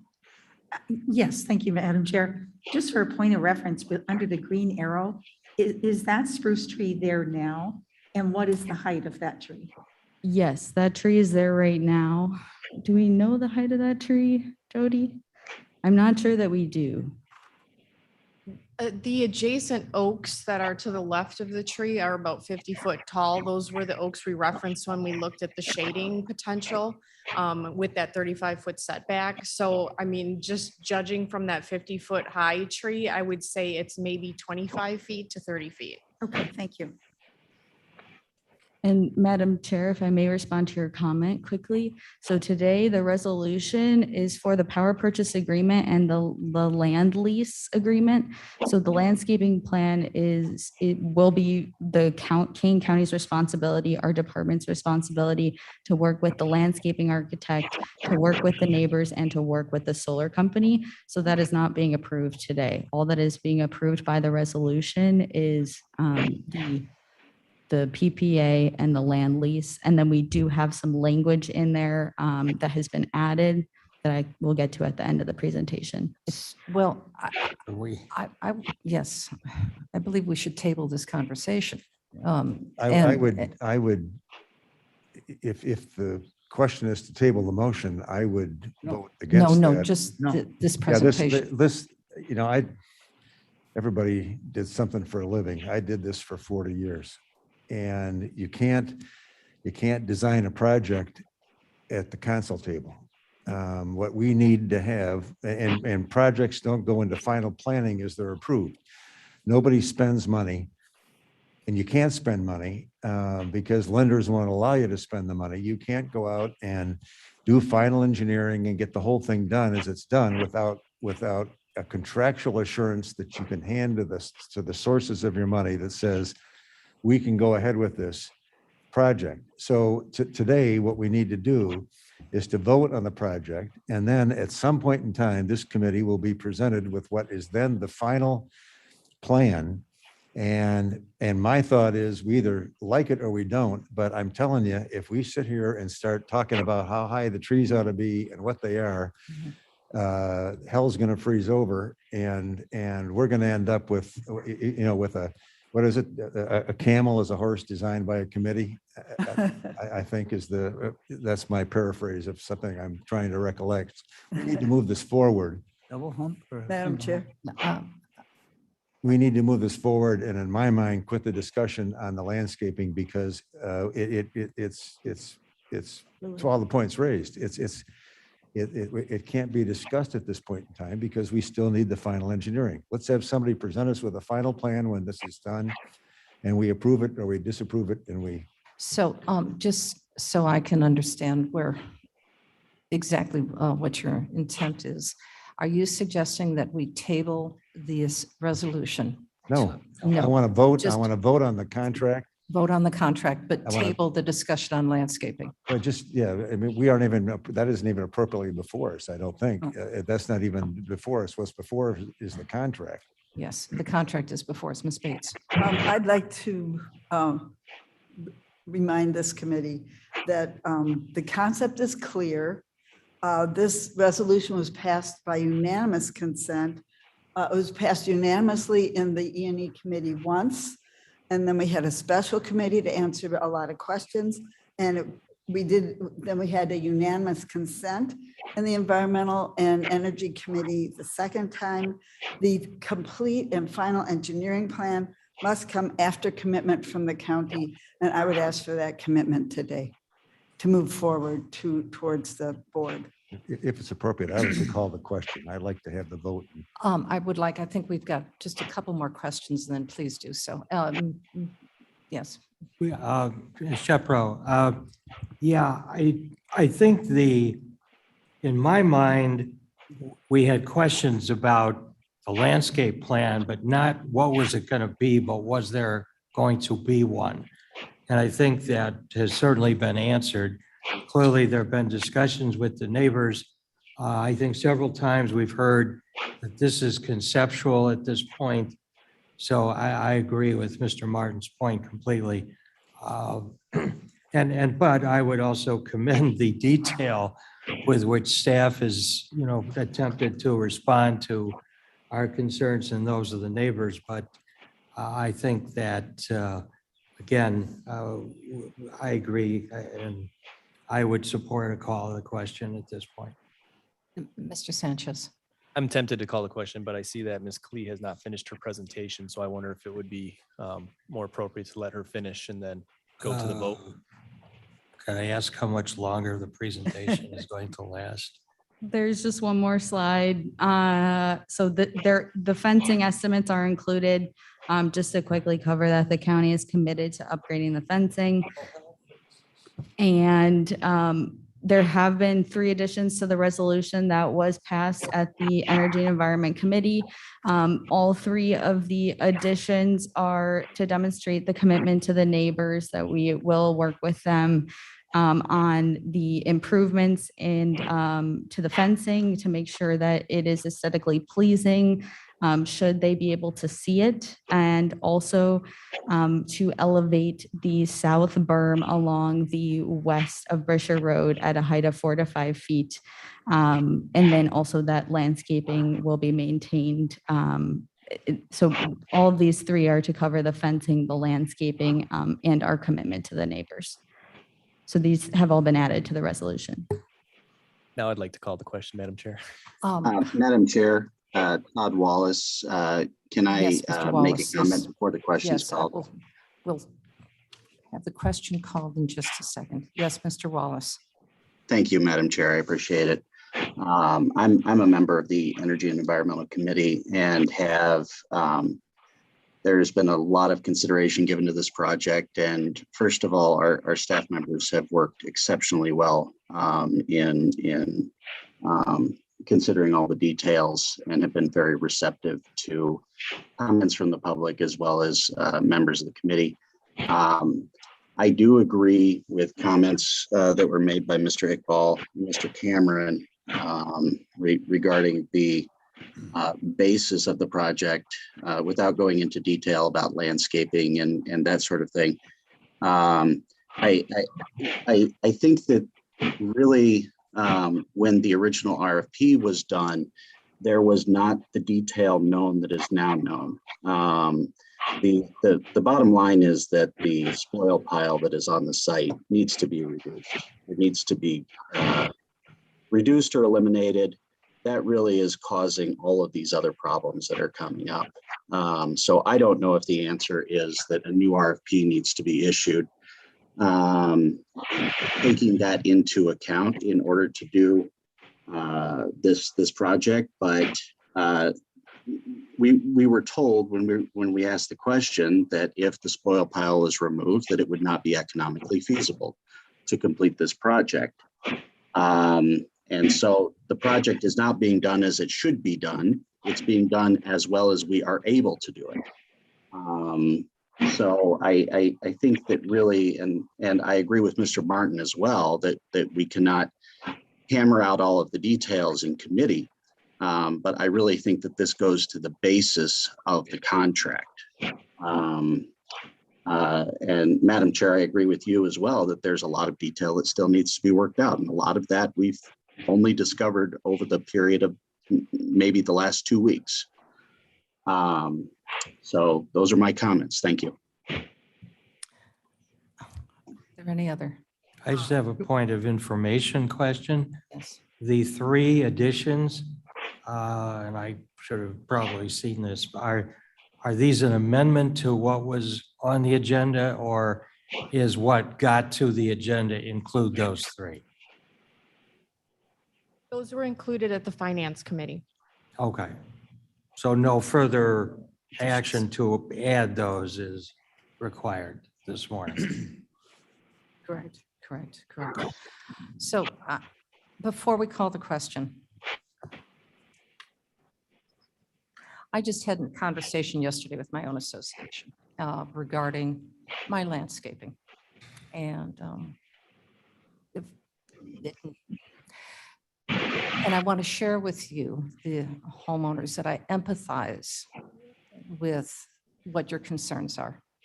I understand them. You buy a piece of property and things change and they shift. If this does pass through and we go to the full board, we have to assure the neighbors that their voices will be heard, that we will do everything we possibly can to make sure that not just the site is mitigated, but it's made enhanced. That we ensure that this solar field becomes an asset that they take pride in rather than are fearful of. Because we all agree, again, that we cannot continue to have energy sources that are not renewable. We have to take a look at how we design that and how we move forward with that. But yet that change comes with the cost of both aesthetics as well as a view and concerns. So those thoughts are very important for our neighbors. They've taken the time, 9 days off of work, great passion, great energy, a great commitment. And these are our residents that we have to be mindful of. These are our taxpayers.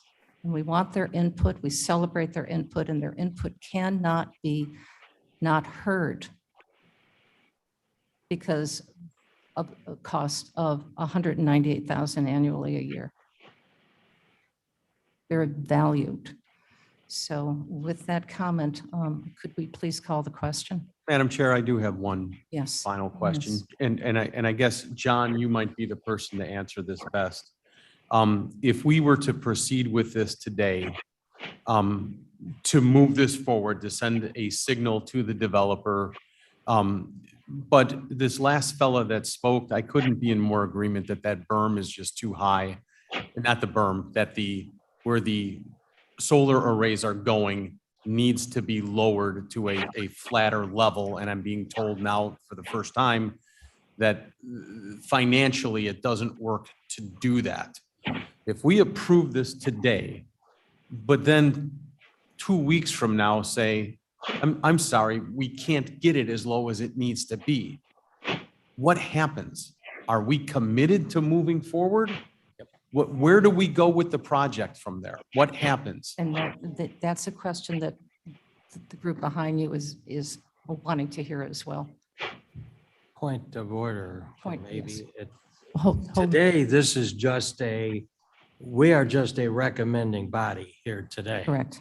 So whatever we do, presumably it would go on to the full board. And then maybe your question becomes more pertinent at that point. But I mean, if the county board votes to approve a lease and authorizes it to be signed, I think that's it. So we're don't- recommending it, truly recommending it to. I don't know how we approve something to move it to final engineering. What happens if during those final engineering, we can't come to a agreement on that? And Jody, you come to the podium, maybe you can answer that a little bit. Theoretically, that is the case of any development. You never have, as Mr. Martin pointed out, you never have final engineering done at the zoning stage. And we don't have a zoning stage because this is a permitted use of the property.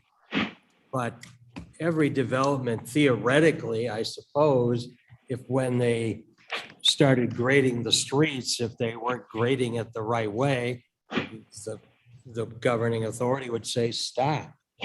Can respectfully, I've been on this side, both sides Yeah. of this 100 times. This is so incredibly unique. I don't know how many times anybody in this room can say, we voted on a solar farm to be put in.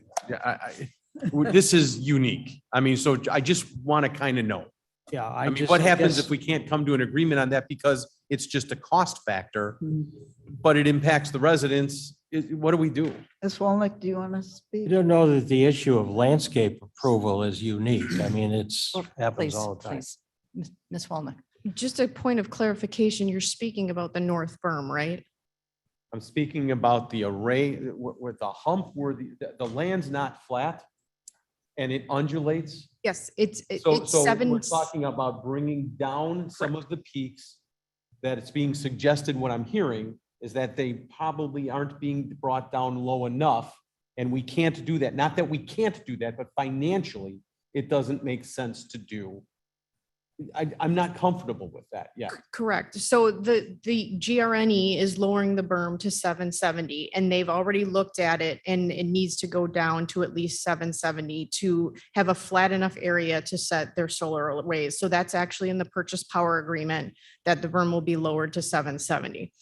Lowering it further beyond the 770 point, the mass of the berm gets significantly larger. So to get it down to 770, you're talking about the peak of the hill as opposed to the vast extent of the hill.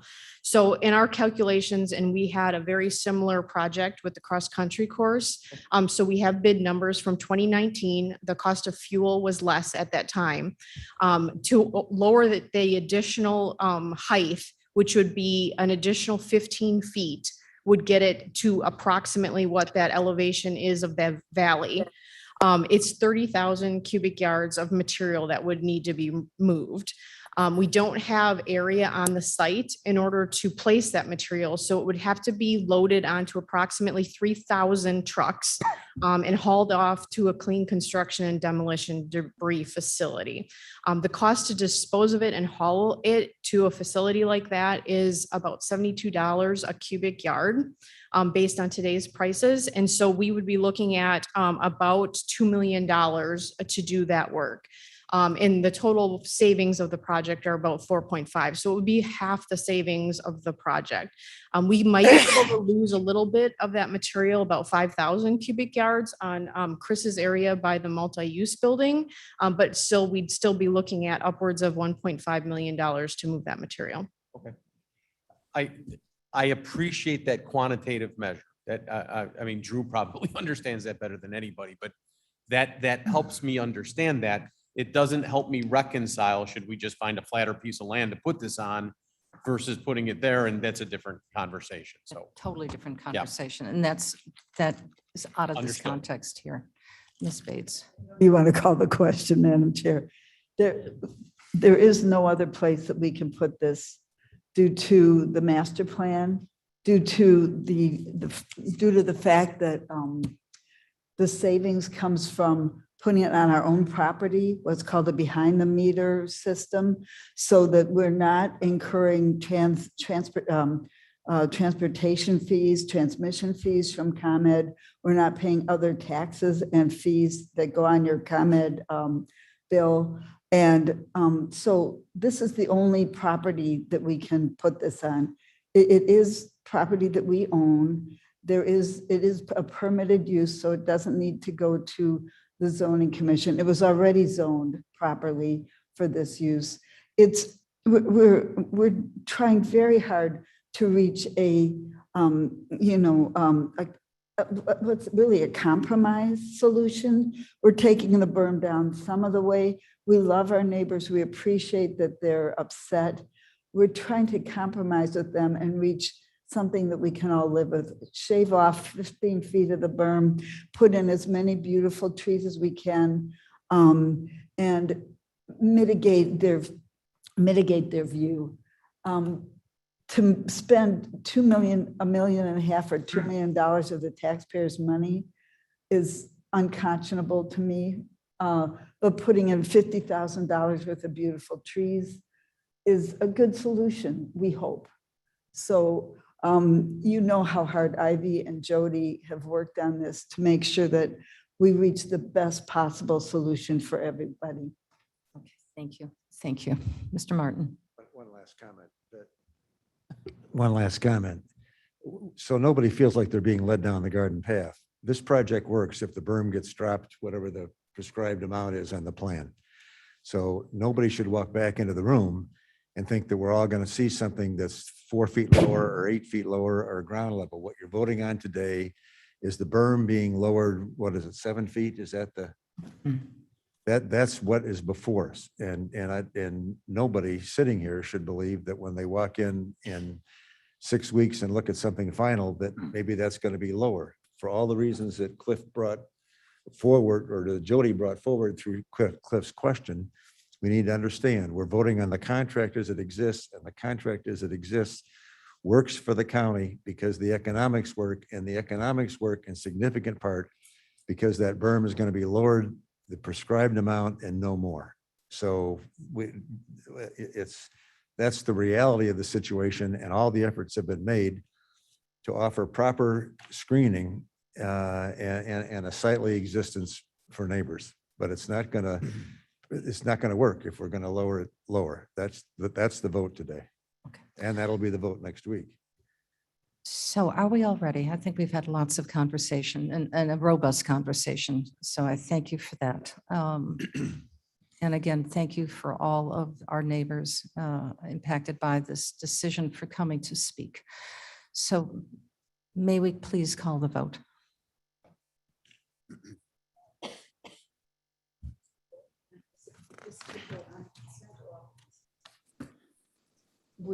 We don't know till the vote. We don't. To put it on the consent agenda. Right now, it's to put it on the consent agenda. Okay, this is for item 7 to I guess, go on consent for next meeting. For next year, or next meeting, yes. Right, for the county board meeting. Okay, so I don't have a motion in a second. Should we read it? One, approving a power purchase agreement and lease for solar energy with GRNE Solar Field 05 LLC. Okay, and who moves it? Mavis Gums will Bates. move it. I'm sorry, Bates will move. Gums will second. Berman already. Berman moved. moved and Bates second. It's seconded. Okay, got it. I've got it reversed. All right, okay. Bates, Yes. Berman, Berman, yes. Davis, G5, Ford, Yes. Raz, Yes. Gums, Yes. Kenyon, Yes. Caius, Caius, yes. Martin, Yes. Melina, Sanchez, Yes. Strathman, Yes. Sturgis, Yes, to move it to the next. Tepe. Abstain. Okay, and then Shepro. Yes. Okay, that passes. Motion passes. It will be moved to the full board next week. All right, I'd like to make a motion that we approve item number 21, the authorization approval of personal replacement hiring as needed for Building Management and Information Technology Department. Second, Surges. Second. I think Mr. Surges asked for it to be set aside, so you can have your first opportunity to speak. All right, so this, as we've discussed this in several other committees, when you look at our purchasing and hiring, and not our purchasing, our hiring practices and our when we bring new people into the county, we are not very expeditious from interview to acceptance. We jump through too many hoops when we're just trying to replace somebody that's left. The essence of this is to say, if it is simply a replacement for somebody that was already budgeted, that isn't increasing in any way, shape, or form, we would like to be able to, for the department heads, given the signature of Madam Chair, to be able to move this forward and not be delayed, waiting to go from this committee to finance to exec to the board. So that, I mean, right now, the competition for employees is too fierce. We need to be able to move a little bit quicker. And that's the essence of it. I have handouts if anybody would like to see them. Jamie is here to answer any question, and I'm hoping. Jamie is here to answer any questions that you might have. This is not meant to circumvent. It is not meant, it is just an expedition. That's not the right way to say it. It is just expediting what we already do, and I'm hoping for your support. Mr. Martin, did you have a question? I saw your hand. No? You're just a stretch? Okay. You have a motion and a second? We do Yes, need a motion Okay. and a second. No, I'd be happy to support this. For many of you that weren't here, many of us were, but the hiring freeze had its origins back in the Great Recession. Mhm. And so we decided to be really strict about the positions. And sometimes we would decide to maybe not replace somebody that was, that left in a position. So I support this 100%. It puts everybody through a lot of work, including this board and the committees, just to fill a position that's already authorized. So I support it 100%. Okay, before we all get confused and forget this, may we please have a motion? And Oh, I'm sorry, Mr. Berman, I thought you asked for the motion. I No. seconded. initiated that and Yeah. it was seconded. Oh, you did Yes. the second? Okay. Right, Okay, very and, good. and I Okay. am Jamie would like to make just a quick comment because this is an amendment to an existing. You want- Go ahead and. The resolution that was in the packet was a motion to do this for just building management and IT. After discussion, we think this would benefit all county departments as we all struggle to hire and need the ability to move a little quicker in today's market. So this would allow for replacement hiring for the county departments with, as Mr. Surges said, Madam Chair's signature along with the department head for all county departments. So this is actually as amended to include all county departments. And which we normally don't like to do is amend something at a committee level, at this level. Yes. Shepro. So what step or steps are being removed to make the process work faster? Cliff, if you can answer that, or Jamie. We currently require a board resolution for replacement hiring. So we're actually eliminating the need for the full board to approve a replacement hire. And that would be for any position, Any subject to position. the hiring freeze. Yes. And maybe it was a different hiring freeze, but there was a hiring freeze back when McCoy was chairman. And, No, that's too long ago. oh, I, Yeah, this one, I think this one dates back. there was a big case involving the state's attorney involving that hiring freeze, but in any case, I guess I'm troubled by the notion that we're completely bypassing a resolution, but maybe we ought to stop having a hiring freeze that hasn't been a hiring freeze really for years. We're not asking that, Ken. I We're- know, we I are know. I'm Simply just saying. asking that if it was budgeted and we are just doing a replacement for somebody that left, we need to be expeditious enough to get the candidate that we want. And the way we're doing it right now adds 30, 45, 60 days. Candidate's taking a different job. I agree. I just It's think that maybe simple, there's so. a better way to approach that. The one question I have, and to confirm, I think already what I know, but I just want to confirm it, because this is a new hire, there may be some difference in the pay. It may not be exactly the same, because the market has changed. So as long as it stays within the restriction of the department's budget, there's no issue. But if they need to come to us because they're short of budget, additional costs, how do we mitigate that issue? It's your signature that stops it. Oh, I know that. Yeah, but you, I mean, yeah. you can just stop it and say you need to run through, you need to run through committee on this. You're asking for more money than what was there. Sue, Yes. but only if Oh, she hold on. doesn't sign it. If I don't sign it, it doesn't get through. But if you do sign it, it does go through. Yes, that's accurate. So theoretically, tomorrow you could hire a county administrator. No, because No, that's a new position. That's not a That- position. That's a new That's position. replacement. Replacement. Replacement, not new people. Yeah, Ms. Molina, yes. I think, can you hear me better now? So this talks about resolution 17-0202. Have we talked about maybe getting rid of that resolution and amending it? I think this was the most expeditious way that the state's attorney's office said to handle it. So that, I mean, we just, It just seems like we're doing like, kind of like what Mr. Shepherd said, double work. If we have a resolution that looks like it just needs to be either amended or just. I am gotten not rid of. suggesting in this resolution to lift the hiring freeze. I am just looking for a way to expedite a replacement of an employee that may have left us. That's all.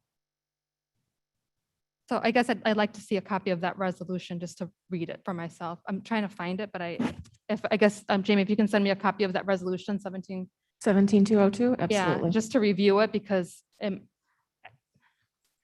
think Like, Mr. yeah. Fonstock may have a comment She's talking about the resolution that's amended today. We have copies of that. of 1702, No, the amended resolution. the amended resolution. Yeah. okay. But you yeah. want to see the original resolution. I'd like to see the original because this is a totally separate resolution and just seems like we should have been working with the original resolution and just maybe getting rid of it instead of creating another resolution to amend that resolution. But not looking at Understood, it. but that is not the spirit of this. The spirit Okay. of this is just, it is. we are Because not acting- it started with 2 departments and now it's the whole county board. So it's kind of something that we shouldn't be talking about at this level. I'm not completely okay with it. I think it should go back to committee and be reviewed one more time, but Madam Chair? we will vote on Yes. it. So the- Wait, the- excuse me, Ms. Molina, are you all Yeah, fine? I'm done. So to answer one of those questions, the key difference is whether or not within a department's personnel budget, I could create a position and hire a person that I don't currently have. So when you file your budget, you have very defined positions that were approved.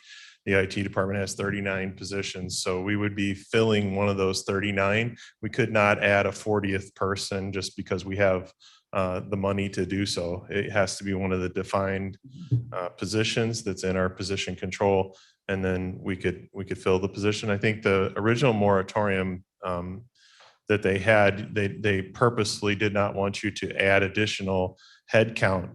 Obviously, the benefit costs and the additional salary that has that carrying costs in future years. But as long as you're within your head count and you're within your budget, I think that's what our biggest concern is. We've had technicians on the lower end of the salary spectrum. We've lost 3 in the last 2 months. So trying to hire those back. Our meeting for admin is the day after county board. So if I know that it exists and I file the resolution for admin, I have to wait another 30 days to get through county board again and then start the process. So our best case scenario right now is probably 2 months to 3 months before we can get a person hired. Okay. Save all the money. You lose the person. You lose the candidate. So how, we have a question at hand, and then we'd have to go through a vote to approve and to amend this resolution. There has been a suggestion that it goes through all county departments. The current resolution is just for building management and IT. So do I have any motion to amend this to include all county departments? Caius moved. Isn't that your Bates second. I originally made the motion to approve, and I thought, The motion, the paperwork that you have, I believe, was specific to IT and buildings. Correct. The amendment is to extend that to all county departments. right, Correct. good. Move. Go. So did you get that? So we're going to have Caius. Hold on, we'll I have have a discussion. procedural question. Let's move Bates seconds. That'll open discussion on that. We'll call that vote before we call the full Okay, vote. to accept all departments, all right. Yes, Mr. This, Martin. I'm asking if this is a substantive enough change that it would have had to have been on this agenda and published before it's presented. And if it's not, we can talk about it today, but I don't want to. For all departments. We went from yes. 2 departments to every department. Mhm. And my question is that, and I don't know the answer Okay. as I sit here, but to me, it's a fairly significant, I understand the motivation. It's a fairly significant change. Vincent's in the room, if we can ask Vince, if that would be. Yes. Ms. Woodnicki? Weren't paying attention, were you? A motion that was for 2 departments and we're now extending it to additional departments. That wasn't published. Is that amendment too broad to be considered? And so the vote should just be for the primary 2 departments? Or is broadening it to multiple departments acceptable?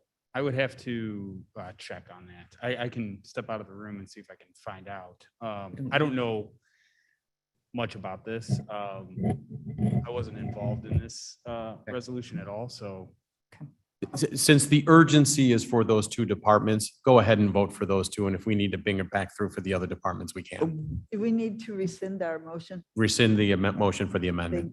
Ms. Woodnicki, I know you had a comment to make. Thank you, Madam Chair. I don't see this as an emergency situation, so I would pass the resolution as it reads and next month take up the other departments.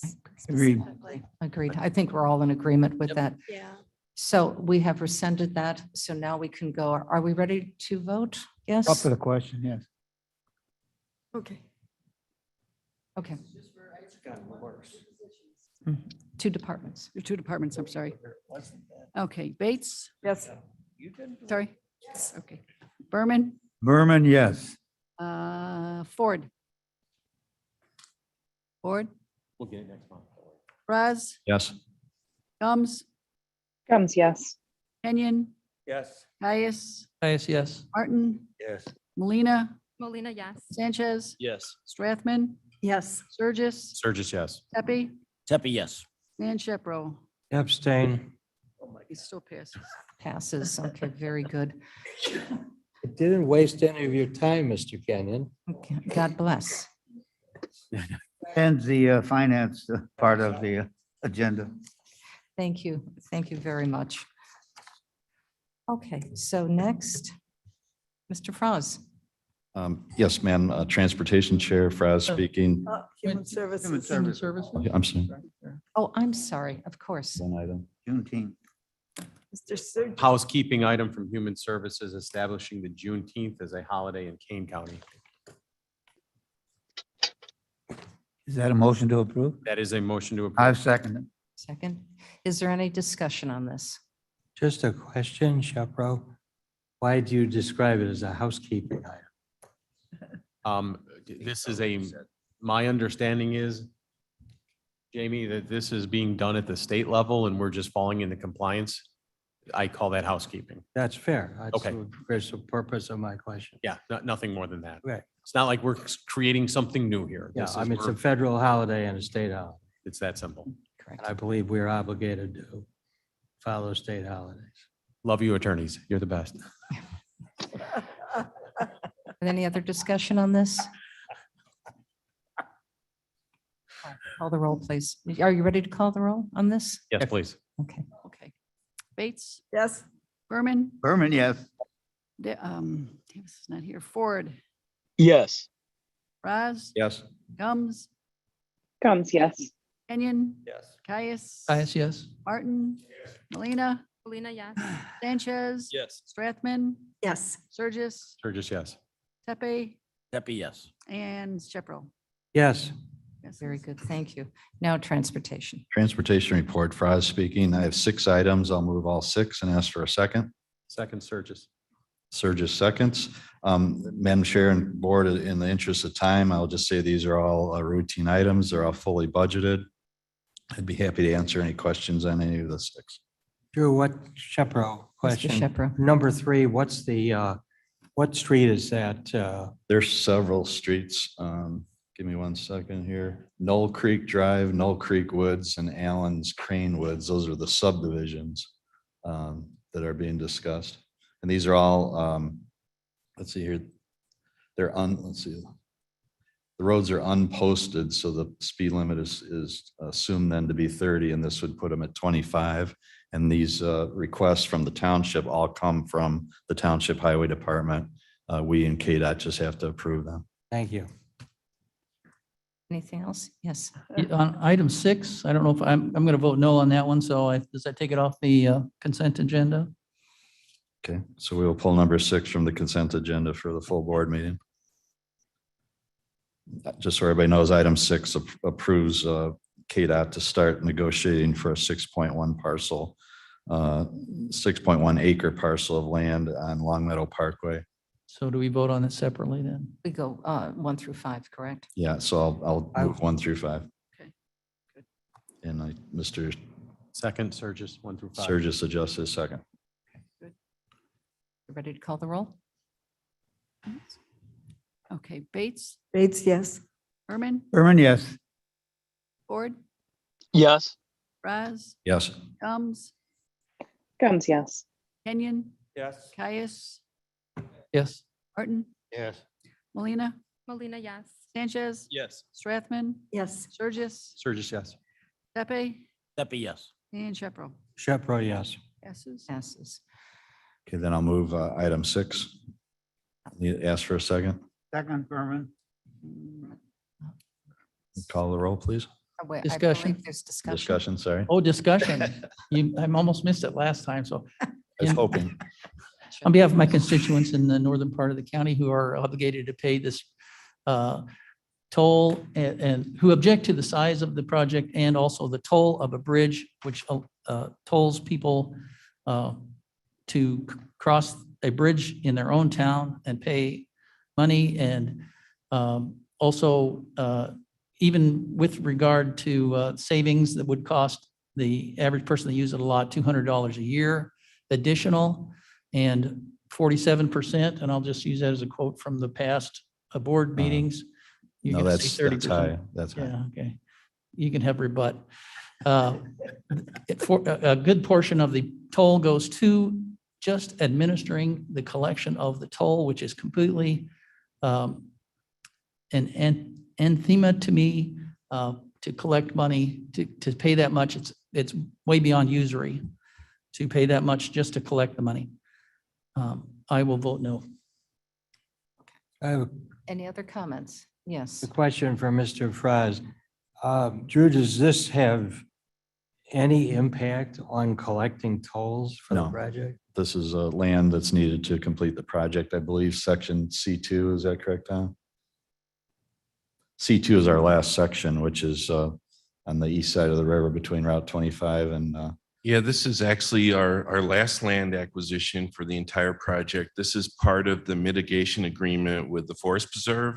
The Forest Preserve requested that we acquire this parcel of land as part of the overall mitigation requirements. So it's our last land acquisition. It's not needed for the roadway, but it is part of the mitigation requirement for the overall project.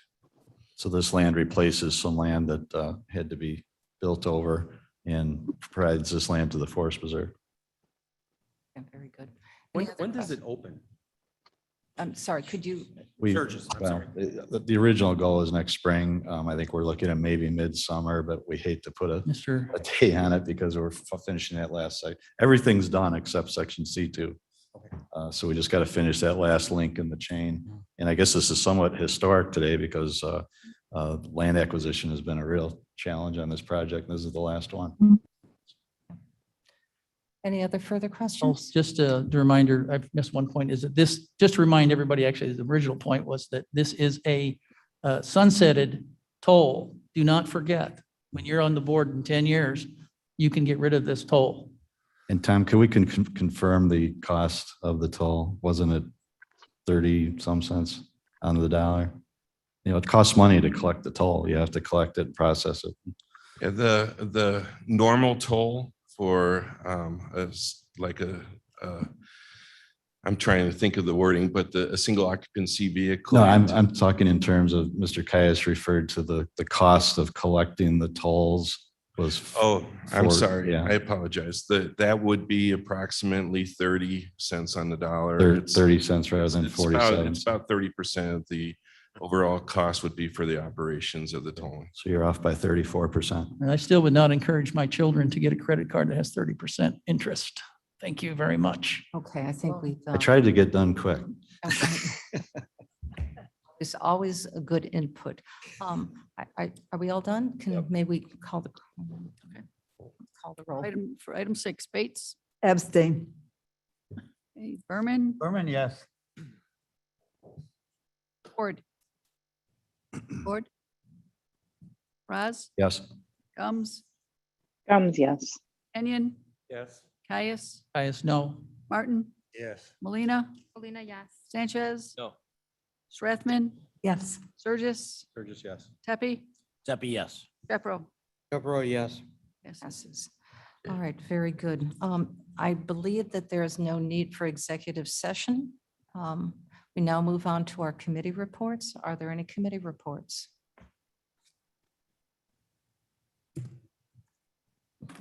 Patience. I want to get us out of here, ma'am. May I have a motion and a second to adjourn? I move we adjourn. Second, Berman. Shepro. All in favor? Aye. Aye. Bye. The meeting is now adjourned. Thank you.